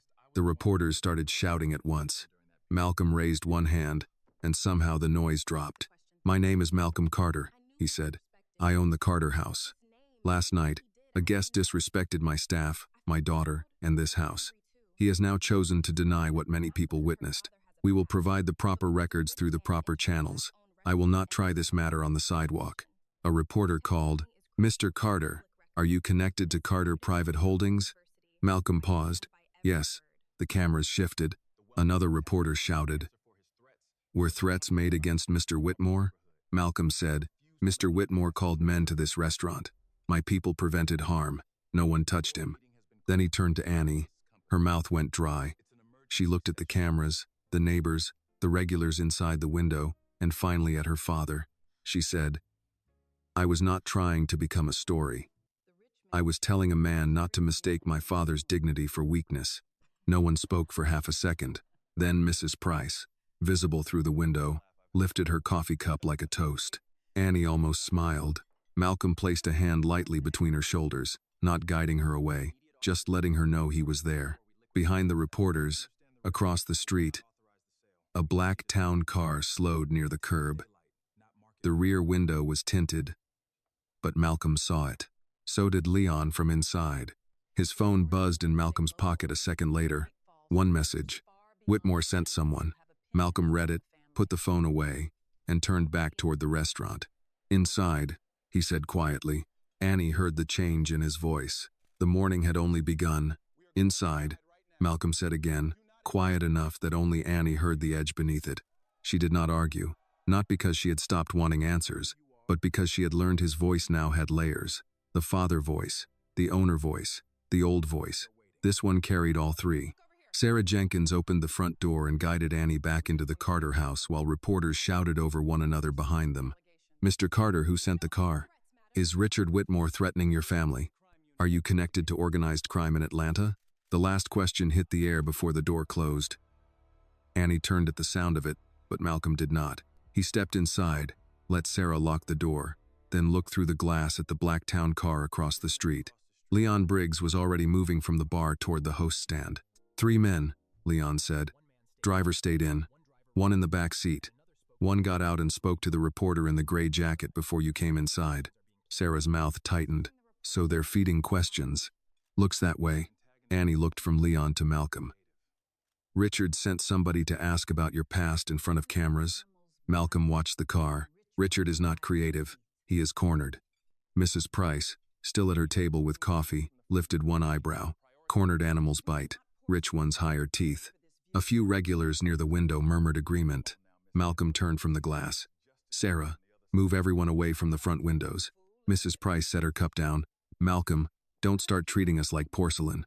I'm treating you like people sitting in front of glass. The retired barber, Mr. Harlan, stood and picked up his plate. He's right, Evelyn. Come on. Biscuits taste the same from the other side of the room. Mrs. Price sighed as if the whole city had become inconvenient and moved with him. Annie stayed by the host stand. What are they going to do? Leon answered. Probably nothing here. The car is theater. The reporter is pressure. Whitmore wants the morning story to become your father's past, not his behavior. Annie looked at Malcolm. Then tell them first. Sarah froze slightly. Malcolm turned to her. Tell them what? The truth. Whatever they're going to dig up, say it before they twist it. Leon gave her a small look, not dismissive. Considering, Malcolm's face was harder to read. You think truth works like opening a window? No, Annie said. I think lies work better in locked rooms. Mrs. Price called from the back. She's not wrong. Malcolm almost smiled, but it did not stay. His phone rang. He checked the name and answered, Charles. Annie moved closer. Charles Benton's voice came through faintly, tense and breathless. Malcolm did not put him on speaker, but in the quiet restaurant Annie caught enough. Richard's people are pushing your old files, Charles said. They're calling you a racketeer. They're saying last night was intimidation. They're trying to tie the Halden Paws to criminal coercion. Malcolm listened. Charles continued, louder now. I'm not calling as your friend. I'm not your friend. But Richard is losing his mind. And if he drags me into this, I will bury him before I let him bury me. I can confirm he called the men first. I can confirm the apology. I can confirm he knew the Auburn deal had collateral problems. Malcolm said, Why? A bitter laugh came through. Because I warned him not to go to that restaurant. He said you were an old ghost and ghosts don't sue. Leon's eyes narrowed. Malcolm asked, Will you put it in writing? I already did. Check your email. The call ended. Sarah exhaled. Well, I never thought I'd say this, but thank God for a scared lawyer. Leon checked his phone. Statement received. Annie looked at Malcolm. So use it. We will. When? Soon. She clenched her jaw. Soon is starting to sound like hiding. That landed. Malcolm looked at her, and for one brief moment, she saw the fatigue behind the control. Annie, he said, when a black man with my history speaks too quickly, people stop hearing words and start hearing what they expected. And when he stays quiet, they write it for him. Exactly. The restaurant went still around that exchange. Not because people were eavesdropping rudely, but because everyone in that room understood some version of it. The cost of speaking. The cost of silence. The old arithmetic of survival. Malcolm looked toward the framed photograph of Annie's mother on the wall. Then he made a decision. Sarah, he said, call the reporters back. Sarah blinked. All of them? The local ones, not the gossip channels. Channel 8, the Atlanta Journal, and the neighborhood paper. Inside. 10 minutes. No live feed. They can record, but we release our own copy too. Leon nodded. Good. Annie stared. You're going to talk? Malcolm looked at her. I'm going to answer what I should have answered before someone like Richard got to ask it first. 10 minutes later, the front dining room had been rearranged. Guests stayed in the east section, not hidden, but seated away from cameras. Sarah placed 3 chairs near the bar for reporters. Marcus set out coffee because Sarah said Americans behaved better when their hands had something warm to hold. Leon stood near the kitchen doors, visible enough to be honest, quiet enough not to become the picture. Malcolm sat at a table beneath the photograph of Annie's mother. Annie sat beside him. A reporter from Channel 8, Denise Caldwell, placed her recorder on the table.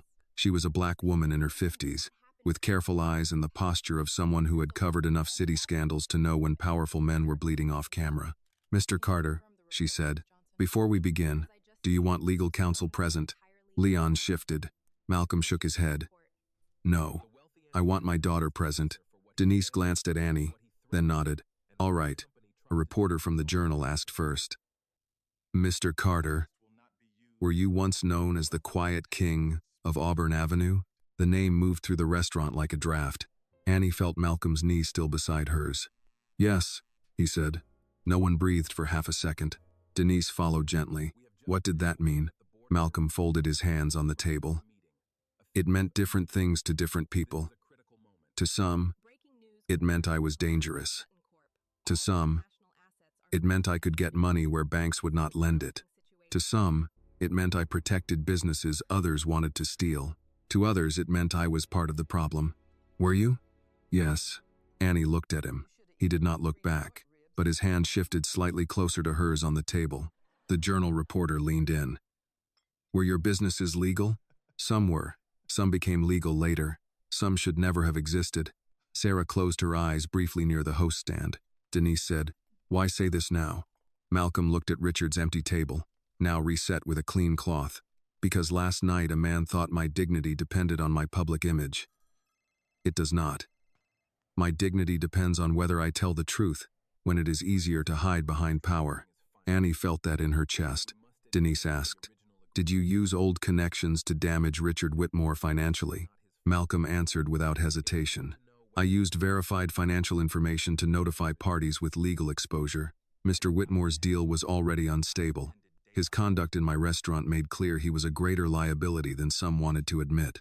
The neighborhood paper reporter, a younger man with a nervous pen, asked, "Why not let the police handle the threat last night?"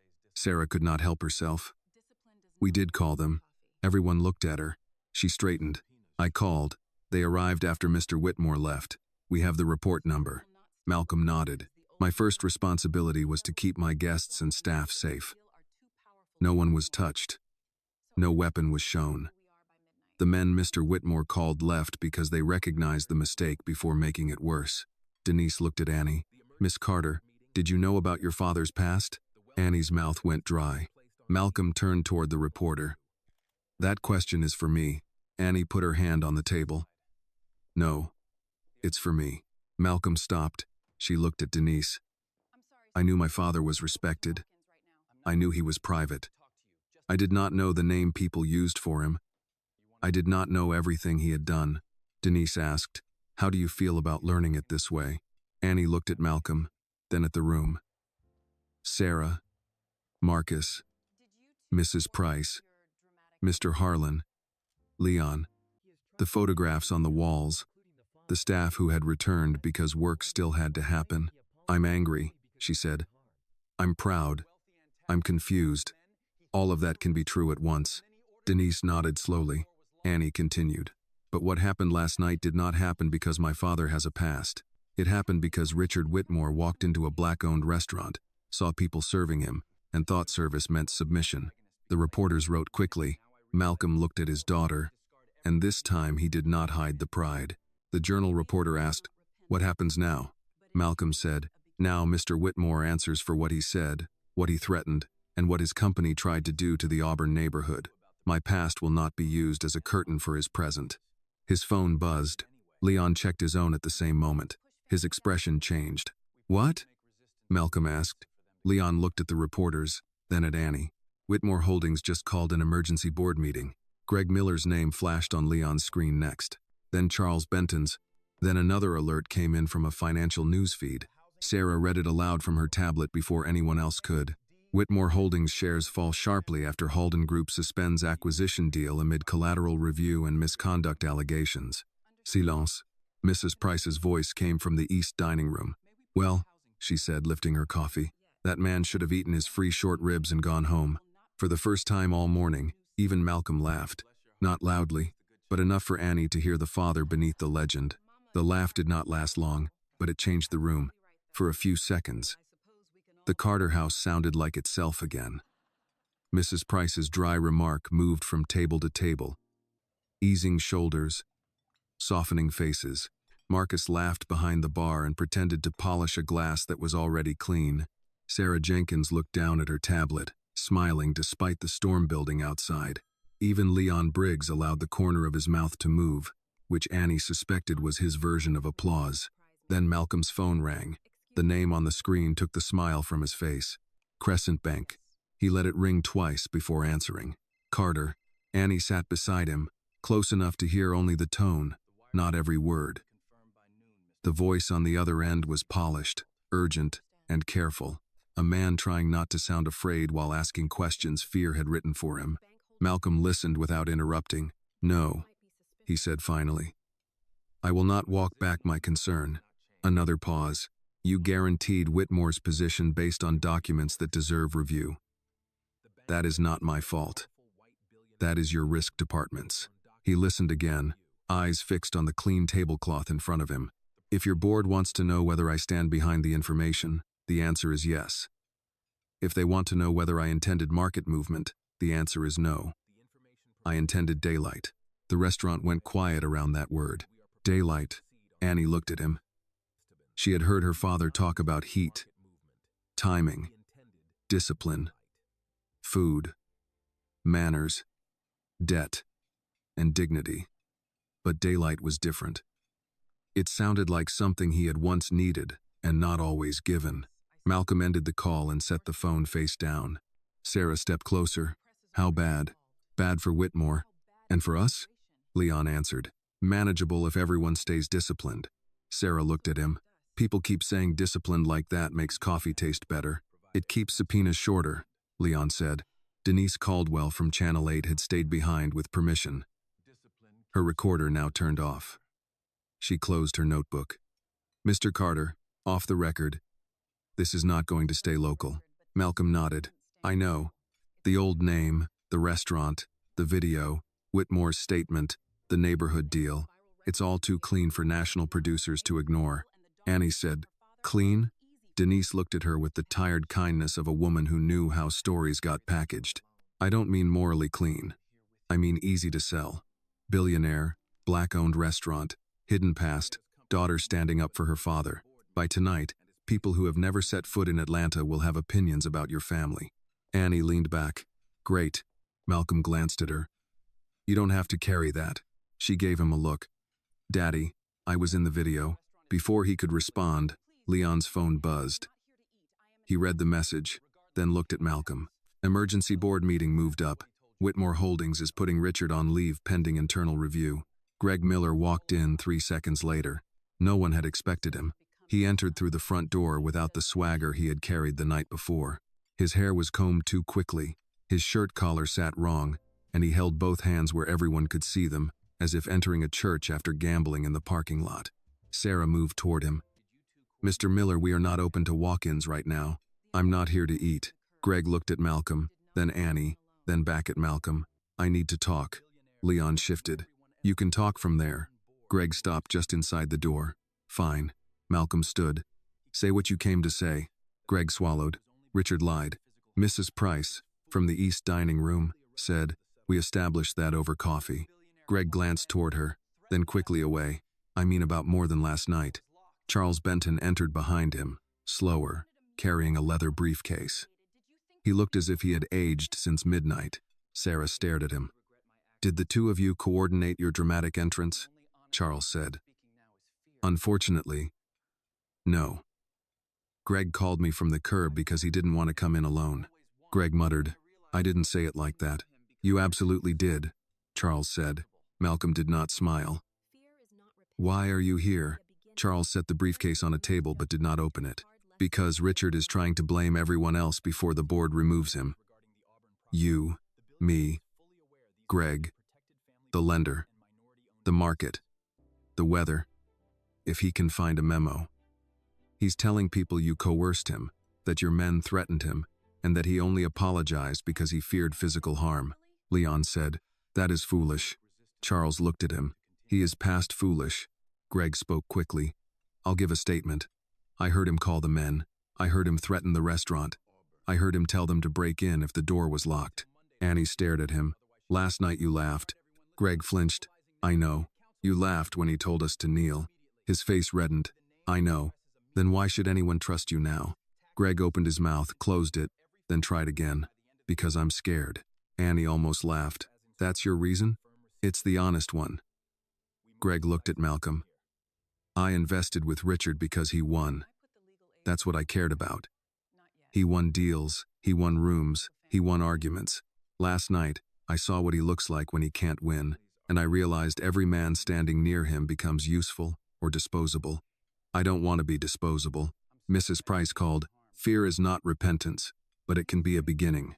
Greg looked like he wanted to argue, then thought better of it. Charles opened the briefcase. "I have emails. Not all of them.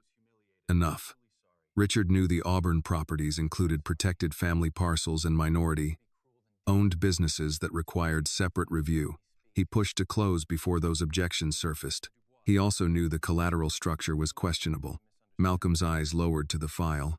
Annie felt him go still. This was not only about spilled wine anymore. Maybe it never had been. Sarah stepped forward. "Are you saying he planned to push families out illegally?" Charles chose his words carefully. "I'm saying he planned to make resistance too expensive for them to continue." The restaurant changed again. Mr. Harlan, the retired barber, rose from his seat. "My sister's house is on Auburn." Charles looked at him. "Then she needs a lawyer before Monday." Malcolm turned to Leon. "Call Pastor Bell. Call Janice Rowe at the housing clinic. Call the Bar Association referral line. Quietly at first. We need names, addresses, documents, deeds, tax notices, every family affected." Leon was already typing. On it, Annie watched her father shift from wounded parent to commander.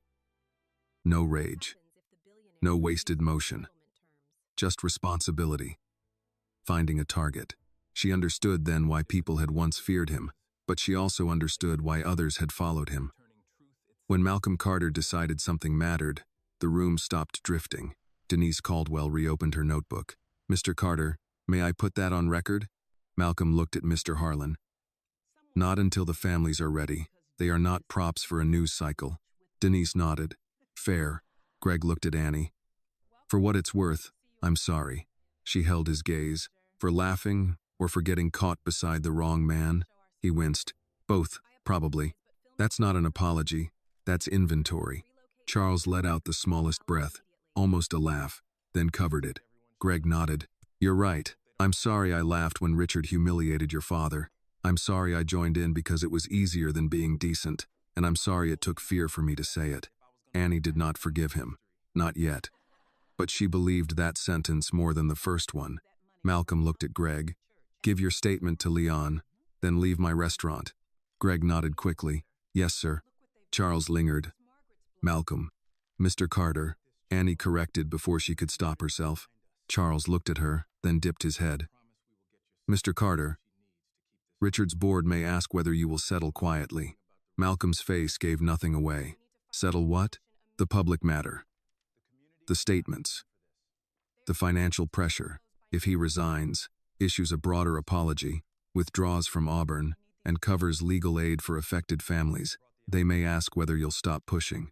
Annie turned to her father. She expected him to say no.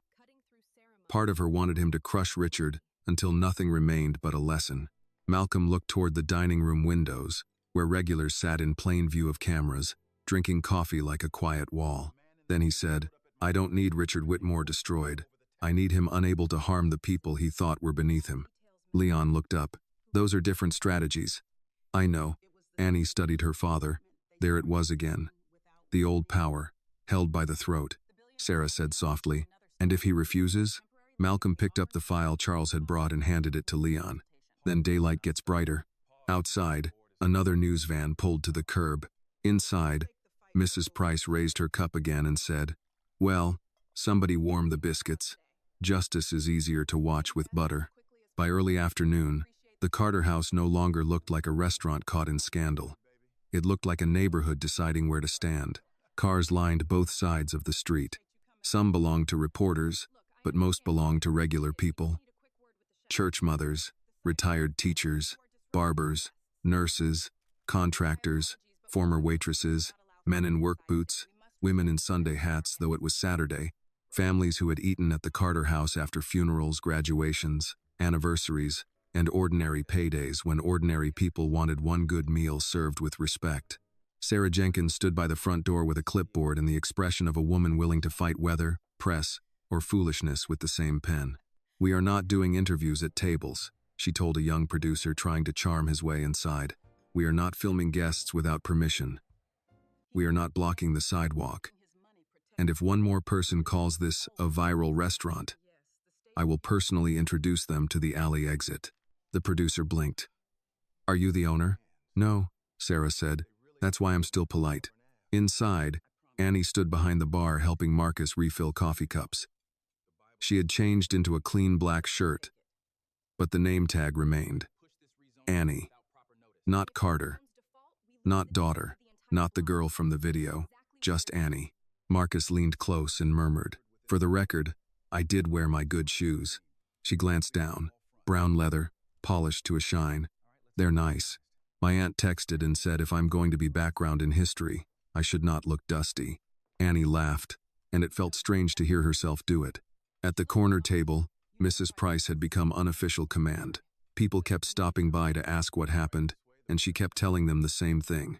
A rich man behaved poorly, a young woman told the truth, and Malcolm Carter remembered he owns more than a kitchen. Mr. Harlan, the retired barber, sat beside her, reading the printed statement Charles Benton had provided. His hands shook once when he saw the street names listed under the Auburn redevelopment file. My sister's block is here, he said. Malcolm stood across from him, sleeves rolled, no apron now. We're going to get her help. She paid that house off in '98. I know. She still keeps my mother's Bible in the front room. I know. Mr. Harlan looked up. You don't know everything, Malcolm. No, Malcolm said, but I know enough to start. That was how the afternoon changed. It stopped being only about Richard Whitmore. The wine, the insult, the apology, the video, all of it became the door. Behind that door sat deeds, loans, pressure letters, rezoning language, quiet threats, and families who had been told they were sentimental obstacles in the path of progress. Leon sat up at the staff meal table with 2 laptops and 3 phones. He looked like a man running a war from a lunch counter. Beside him, Janice Rowe from the housing clinic arrived with reading glasses, a canvas tote full of legal pads, and no patience for drama. Mr. Carter, she said, shaking Malcolm's hand. I heard you finally let your past be useful in public. Malcolm gave her a look. Good afternoon, Janice. It is not good yet. It is busy. She turned to Annie. You the daughter? Annie nodded. Janice studied her. Good backbone. Keep it. But sleep when older women tell you to. I'll try. That means no. We'll work on it. By 3 o'clock, affected families began coming in through the back entrance to avoid cameras. Sarah seated them in the private dining room. Coffee, water, biscuits, and soup went out without anyone asking. Malcolm insisted on food. People think clearer when they're not hungry, he said. Annie carried a tray into the room and saw faces she recognized from the neighborhood. Mrs. Bell, who sold pound cakes at church fundraisers. Mr. Adams, who fixed porch railings. The twins who ran the small print shop near Auburn. A woman who had cut Annie's hair when she was in middle school. They did not look like case files. They looked tired. Mrs. Bell held a letter in both hands. They said if I didn't sign by Monday, legal fees would eat up whatever offer was left. Janice read the letter, then looked at Malcolm. Predatory timeline. Leon said, same language in 3 others. Mr. Adams placed a folder on the table. They sent a man to my house. Said my property taxes had irregularities. I knew that was nonsense. I pay early every year. Malcolm's jaw tightened. Name? Didn't give one. White fellow, gray suit, smile like a locked door. Annie wrote that down without being asked. Leon noticed. You taking notes, Miss Carter? Yes. Good. Write dates when they remember them. Times if they can. Small details matter. Annie looked at the people around the table. All right, who came first? For the next hour, she listened. Not as the girl from the video. Not as Malcolm's protected daughter. As someone old enough to understand that dignity could be stolen in paperwork as easily as in a dining room. A man could pour wine on the floor and tell you to kneel. A company could send a letter with legal language and do the same thing more slowly. At 4:15, Sarah appeared at the door. Malcolm, Whitmore Holdings, issued another statement. The room quieted. Malcolm stepped out with Annie and Leon. Sarah handed him her tablet. He read it once. Annie watched his face. What does it say? She asked. Sarah answered, flat. Richard Whitmore is taking a temporary leave of absence. The board has opened an internal review. The Auburn redevelopment transaction is paused pending community consultation. Mrs. Bell, still seated inside, whispered, Paused is not stopped. Malcolm looked at her. No, ma'am. But paused means they are breathing through their mouth now. Mrs. Price, somehow appearing behind Sarah with fresh coffee, said, I do enjoy a board meeting with shortness of breath. Even Janice smiled. Leon's phone buzzed again. He read the message, then looked at Malcolm. Richard wants to speak with you privately. Annie's head snapped up. No. Malcolm did not answer. Sarah crossed her arms. I agree with Annie, which is always dangerous. Leon said, he's asking for a call. Says he has terms. Terms, Annie said.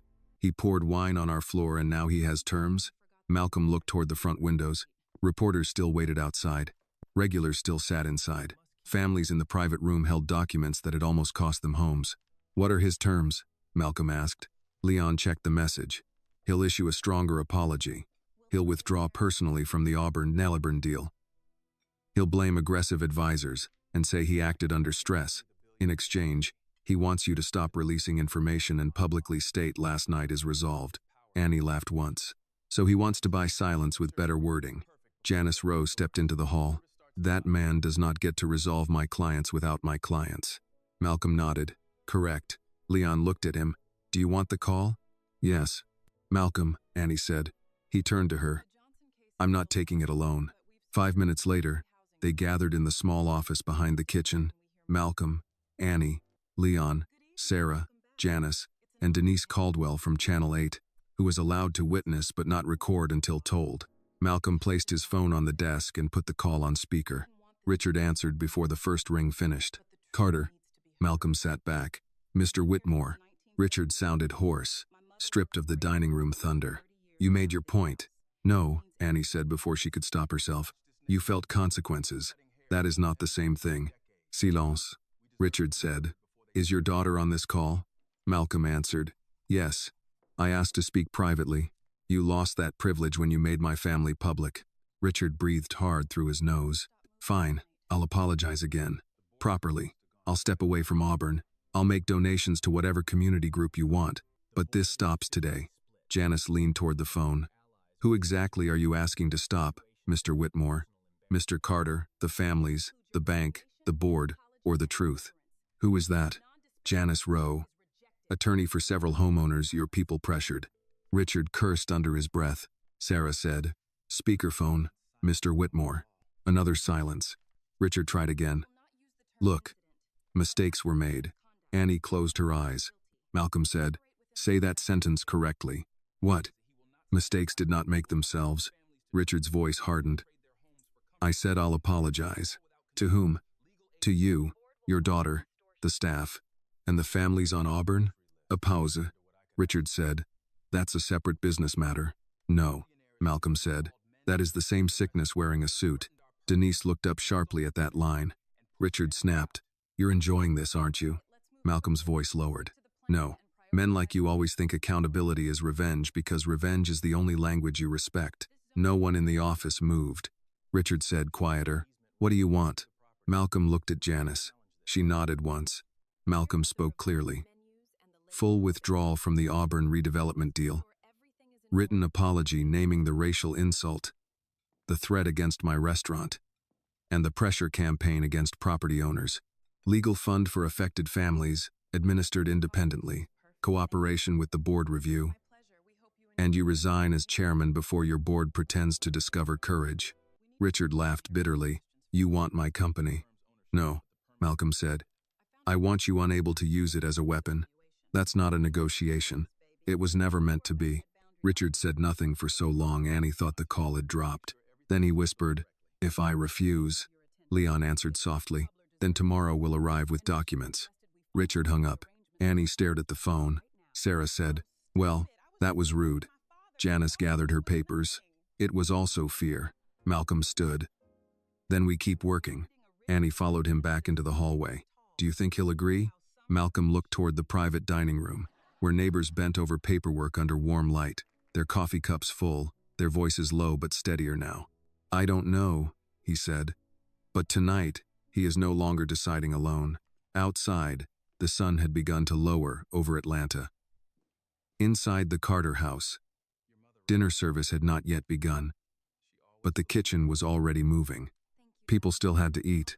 And justice, Annie was learning, did not excuse anybody from setting the table. Dinner service began at 6, because Malcolm Carter refused to let Richard Whitmore turn the Carter house into a courthouse with table linens. By then, the restaurant had changed shape. The front dining room still served guests, but the private room had become a quiet legal clinic. Janice Rowe sat at the head of a long table with reading glasses low on her nose, sorting letters into piles. Leon Briggs had 2 phones, 1 laptop, and the patience of a man who could wait all night for someone else to make a mistake. Sarah moved between rooms with coffee, menus, updates, and the kind of authority that made people sit straighter, without knowing why. Annie worked the floor, not because anyone asked her to, because standing still made her thoughts too loud. She carried shrimp and grits to table 4, refilled sweet tea for Mrs. Price, brought Mr. Harlan extra hot sauce, and answered a reporter's question with, "Sir, if you're not ordering dinner, Sarah will show you the sidewalk." Sarah heard it from 10 feet away and said, "Good answer, softer next time." At 7:30, the first real break in the case arrived through a woman named Loretta Bell, who came in wearing a green church suit, orthopedic shoes, and the face of someone who had been polite through too many insults. She placed a folder in front of Janice. "My nephew told me I should bring this," she said. "I almost threw it out." Janice opened it.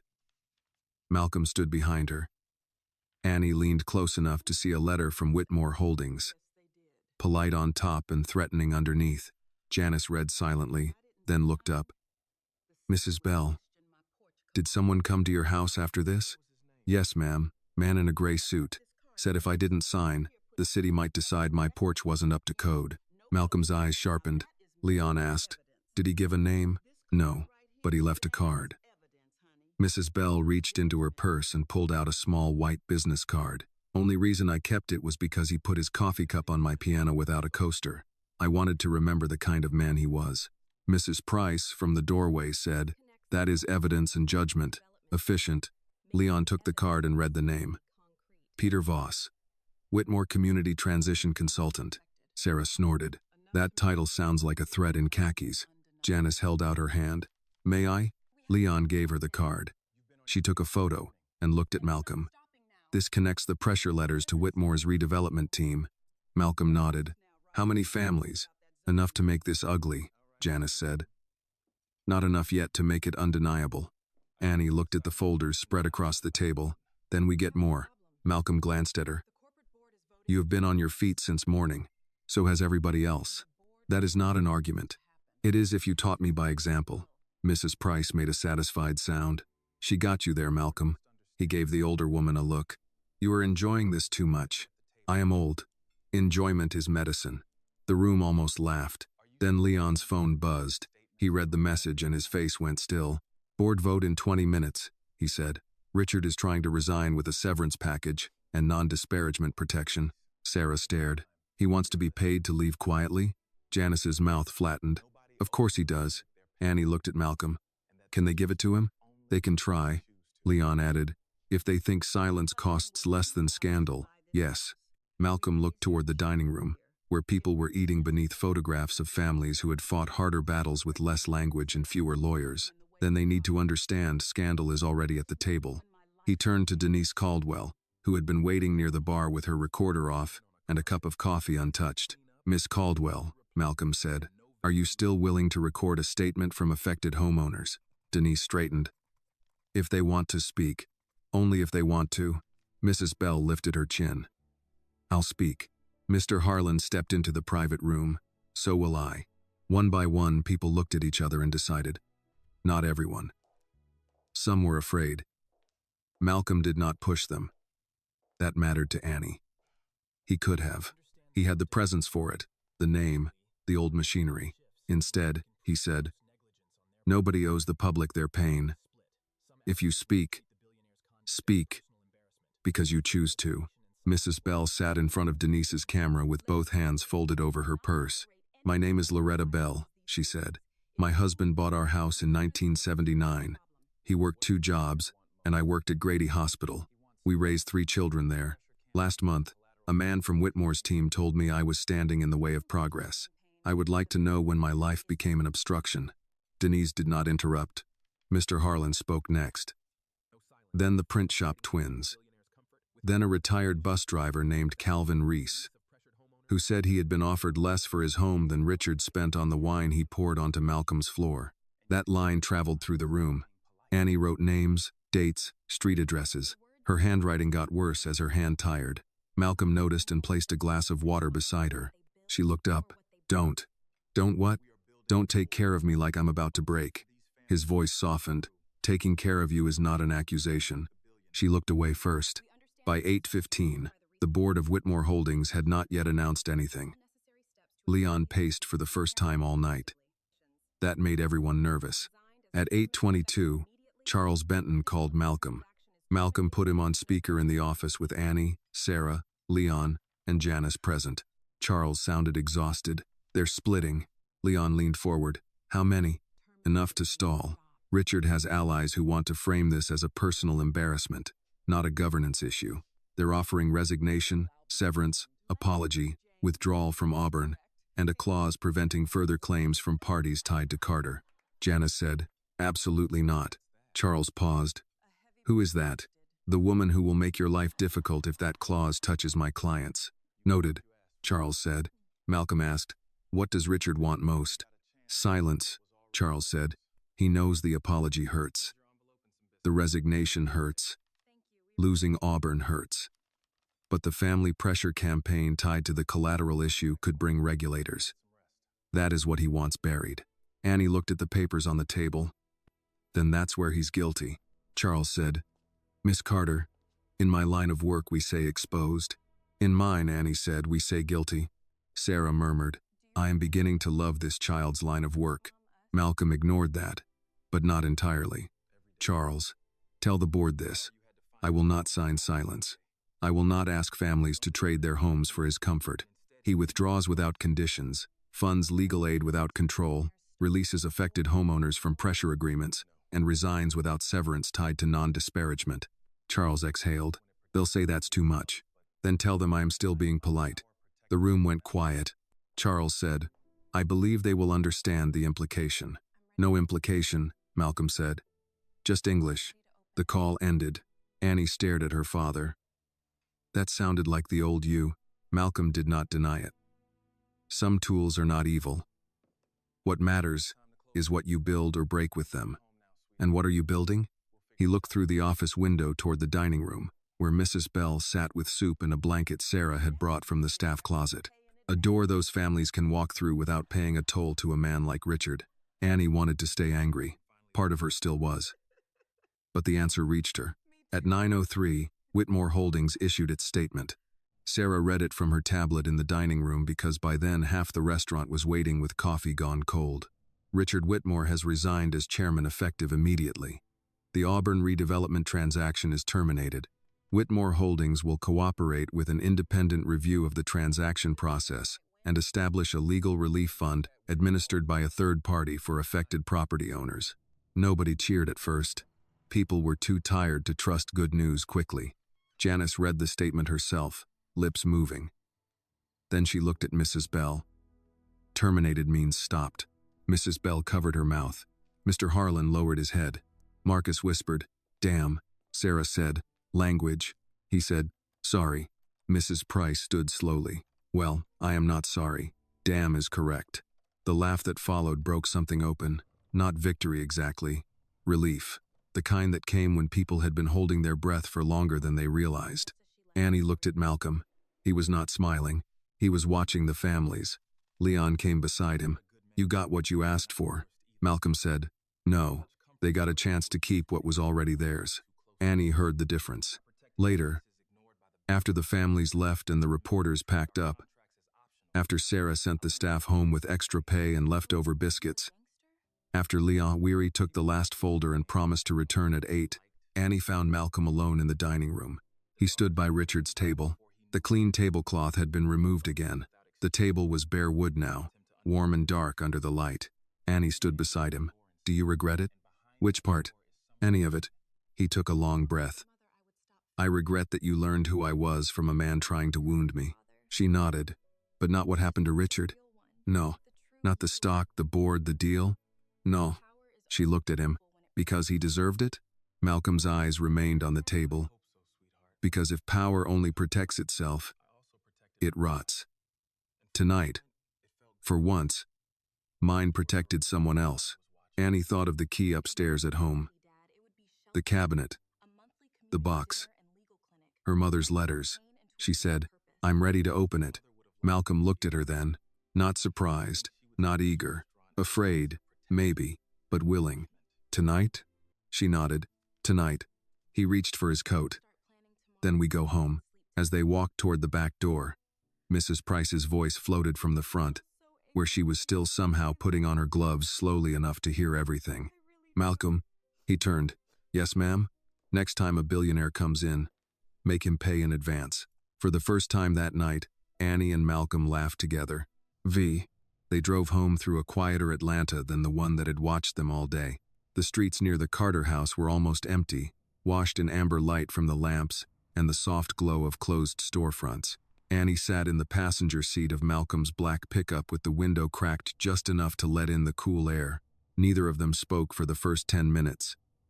Not because there was nothing to say, because there was too much. And for once, Annie did not want to throw the first question just to make the silence move.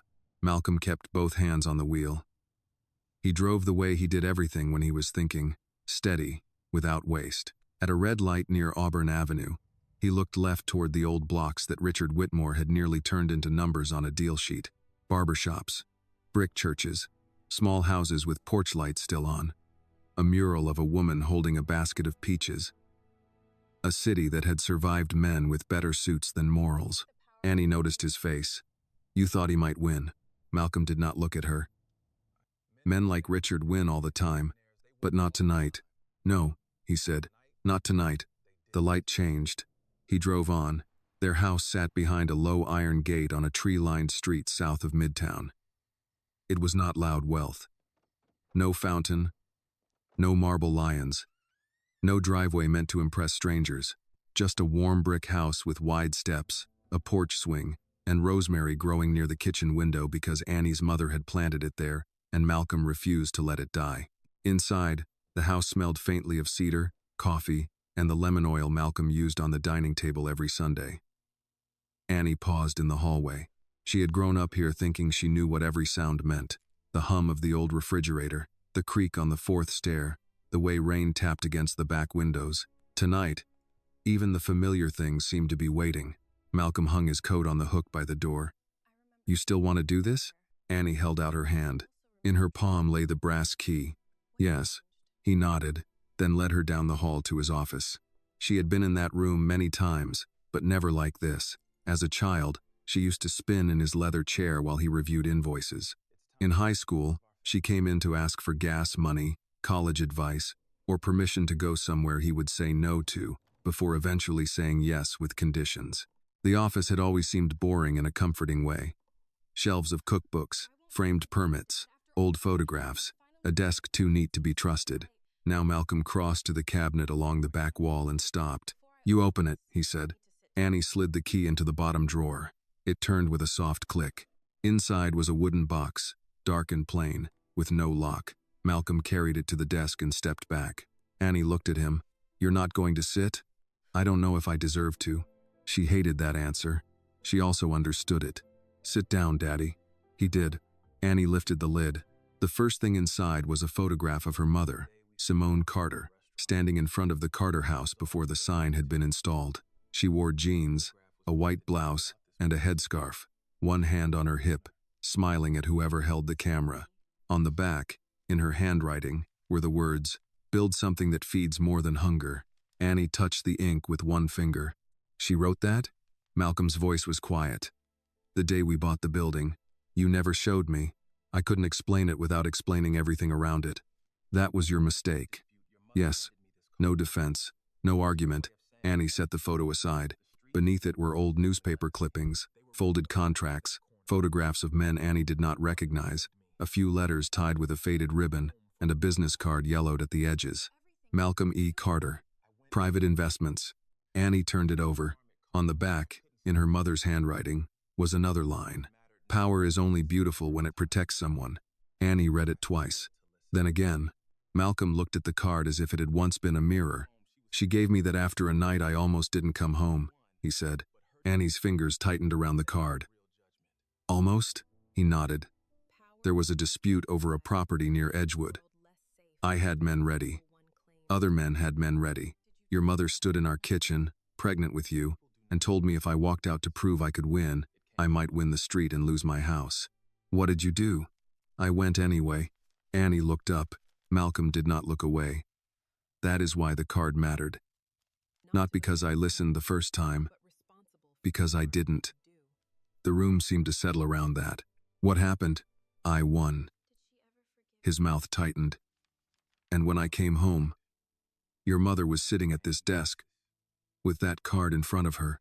She said, Malcolm, every time you use power to protect your pride, you make the world less safe for the people you claim to love. Annie looked down at the words again. Power is only beautiful when it protects someone. Did you change after that? Not all at once. People never do. He looked at her with a tired softness. No, they don't. She opened the bundle of letters. The first was addressed to Malcolm in Simone's careful handwriting. Annie did not read the whole thing. It felt too private. But one sentence caught her before she could look away. I am not asking you to become harmless. I am asking you to become responsible for the harm you are capable of doing. Annie swallowed. That sounds like Mom. It does. Did she forgive you? Malcolm looked toward the window. She loved me. Forgiveness came in pieces. Annie folded the letter carefully and placed it back. Beneath the letters was a small black and white photograph of Malcolm much younger, standing beside Leon Briggs and 3 other men outside a closed nightclub.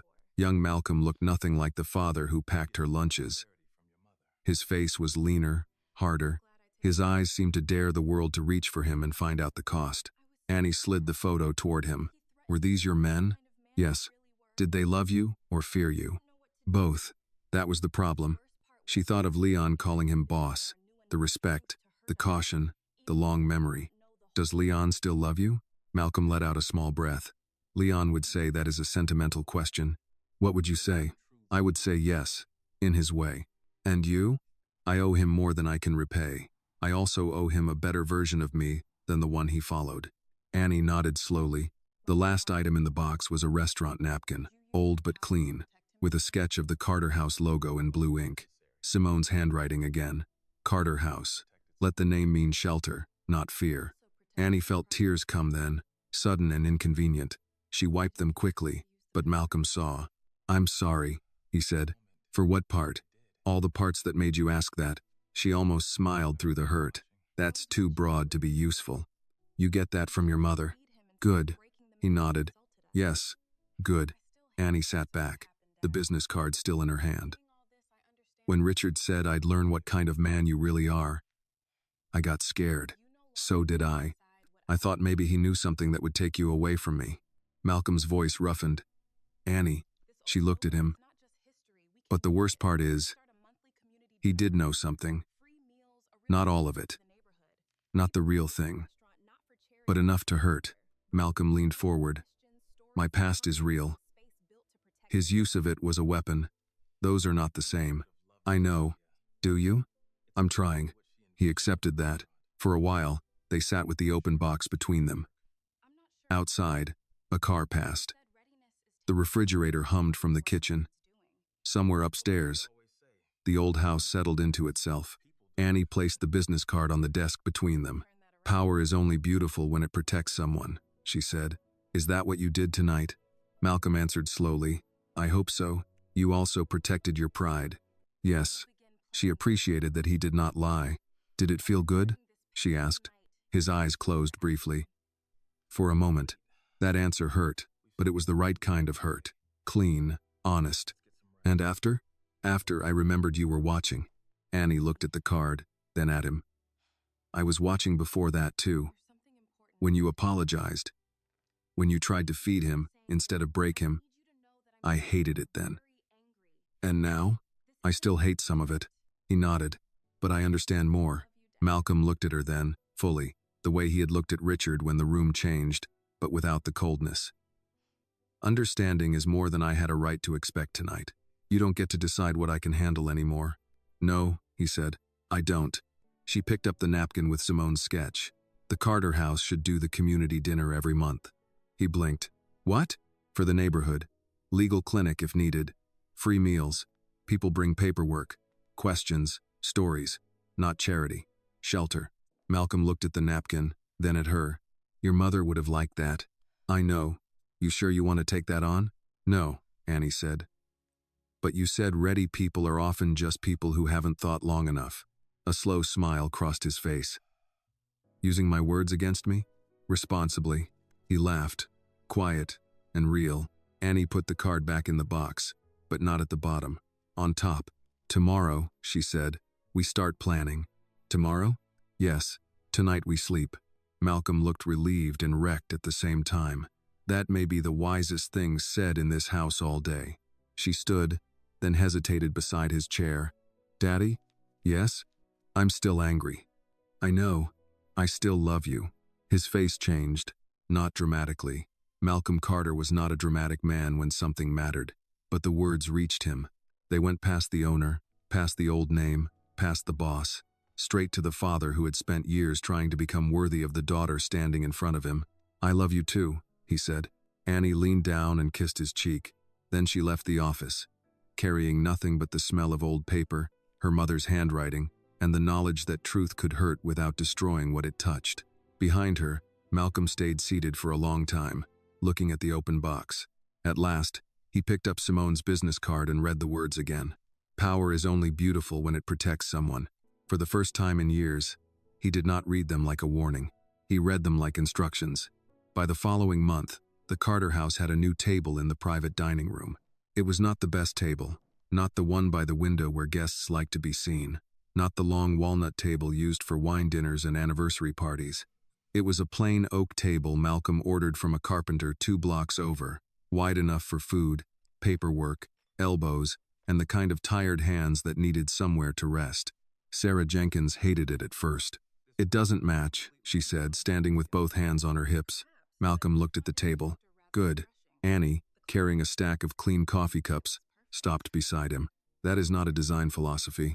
It is when the room has been too polished for too long. Sarah sighed. You two are going to become impossible together. We already were, Annie said.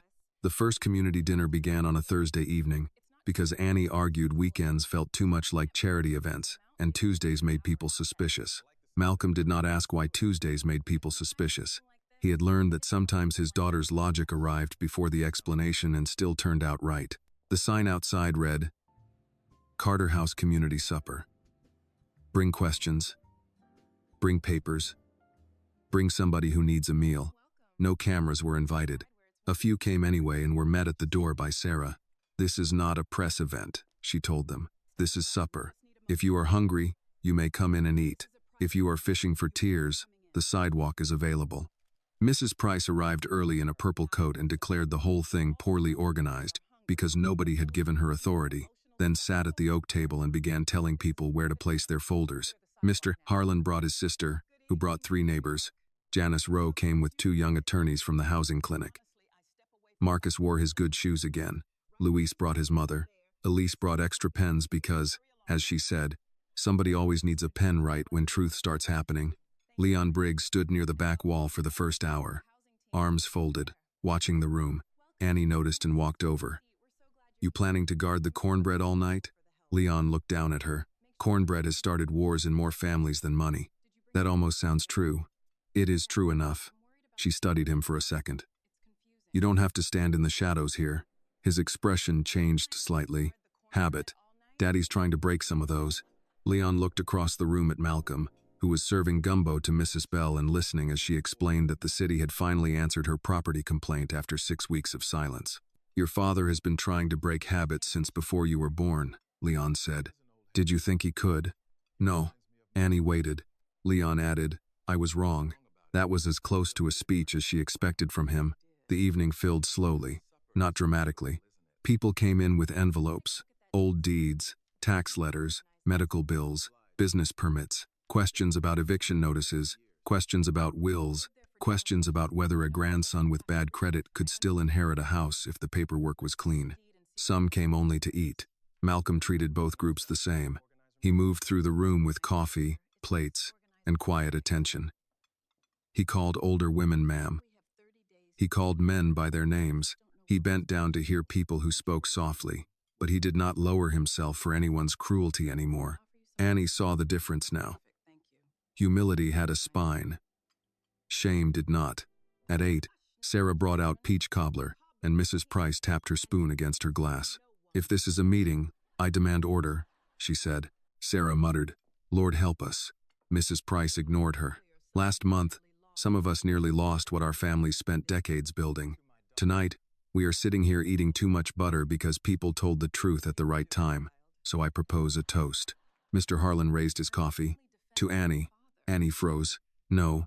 Yes," Mrs. Price said.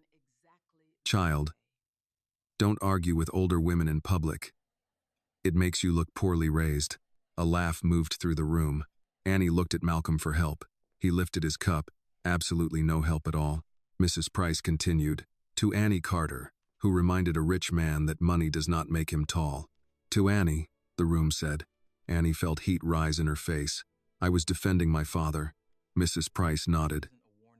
"That is how some revolutions begin." Malcolm looked at Annie over the rim of his coffee cup. His eyes were warm, but there was something else there too. Gratitude, regret, pride, all of it, sitting together without needing to be sorted. Later, when the last plates had been cleared and the attorneys packed their bags, Annie found Malcolm in his office. The wooden box sat open on his desk. Simone's business card lay beside it. "Power is only beautiful when it protects someone." Annie leaned against the doorframe. "You okay?" "No." She smiled a little. "Good. I'd be worried if you said yes." He looked up. "You spend too much time with Sarah." "Everybody should." He picked up the card, then handed it to Annie. "I want you to keep this." She did not take it right away. "Daddy, that's Mom's." "Yes. So I give it to me, because I used to read it like it was written to stop me." His voice was quiet. "You read it like it is telling you where to go." Annie took the card carefully. "Are you sure?" "No," Malcolm said, "but I am learning not to confuse fear with wisdom." She ran her thumb over her mother's handwriting. Outside the office, the restaurant settled into closing sounds, chairs lifted onto tables, water running in the bar sink, Sarah telling Marcus that good shoes did not excuse slow side work. The ordinary noise felt like a blessing. Annie looked at her father. "Do you think people will forget what happened?" "Some will." "And Richard?" Malcolm leaned back. He resigned. The board cut him loose. The Auburn deal is dead. The review will take months. Men like Richard rarely disappear, but he will have fewer rooms willing to pretend they don't know him. That's not as satisfying as I expected. Justice rarely is. She frowned. That sounds depressing. It is honest. He stood and looked through the small office window toward the dining room. Revenge wants a clean ending. Justice usually leaves work behind. Annie thought about the oak table, the folders, Mrs. Bell's hands, Leon's quiet apology without apology, Sarah at the door, Mrs. Price turning supper into civic duty. "Then we keep working," she said. Malcolm smiled. "Yes." They turned off the office light together and walked through the restaurant. At the front, Annie paused by the table where Richard Whitmore had sat. It had been reset like every other table. Clean linen, 2 polished glasses, forks aligned, no stain, no trace of wine. But Annie remembered. So did the room. Malcolm stopped beside her. "What are you thinking?" She looked at the table, then at the photographs on the wall, then at the new oak table in the private room. "I'm thinking he came here to celebrate taking a neighborhood," she said, "and somehow he helped us protect one." Malcolm nodded. "Cruel men often reveal the door by trying to lock it." She glanced at him. "That one of yours?" "Your mother's, probably. I steal from the best." Annie laughed, and this time nothing caught in her throat. At the door, Sarah waited with the keys. "Are we having a family moment?" "Because I charge overtime for witnessing those." Malcolm took his coat from the hook. "Good night, Sarah." "Good night, Mr. Carter." "Good night, Annie." Annie looked back into the Carter house one last time. A month ago, she had thought the restaurant was her father's kingdom, polished and warm and built on recipes. Now she knew it was more than that. It was his apology, his promise, his shelter. A place made by a man who had once used fear and was still learning, every day, to use power differently. Outside, Atlanta moved under the streetlights, still complicated, still unfair, still full of men who mistook service for weakness and silence for consent. But inside the Carter house, something had been settled. Not finished. Settled. No one forgot the night Annie Carter threw down her towel and asked a billionaire if he had insulted her father. Not because a powerful man fell. Powerful men fall every day and call it weather. They remembered because a daughter stood, a father stayed, a room listened, and a community learned again that dignity does not need permission before it rises. Malcolm locked the door. Annie held her mother's card in her pocket. And behind the glass, in the warm dark of the Carter house, the tables waited for tomorrow. The lesson of this story is that dignity should never be mistaken for weakness, and silence should never be mistaken for fear.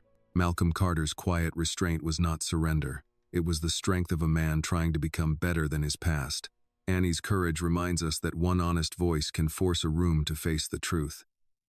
In the end, justice is not only about punishing the powerful, but about protecting the vulnerable, restoring dignity, and using power to serve people instead of crushing them. This video is a work of fiction created with the assistance of artificial intelligence. All characters, events, and situations are not real and do not represent any actual people or true stories. The content is intended for storytelling and emotional illustration only.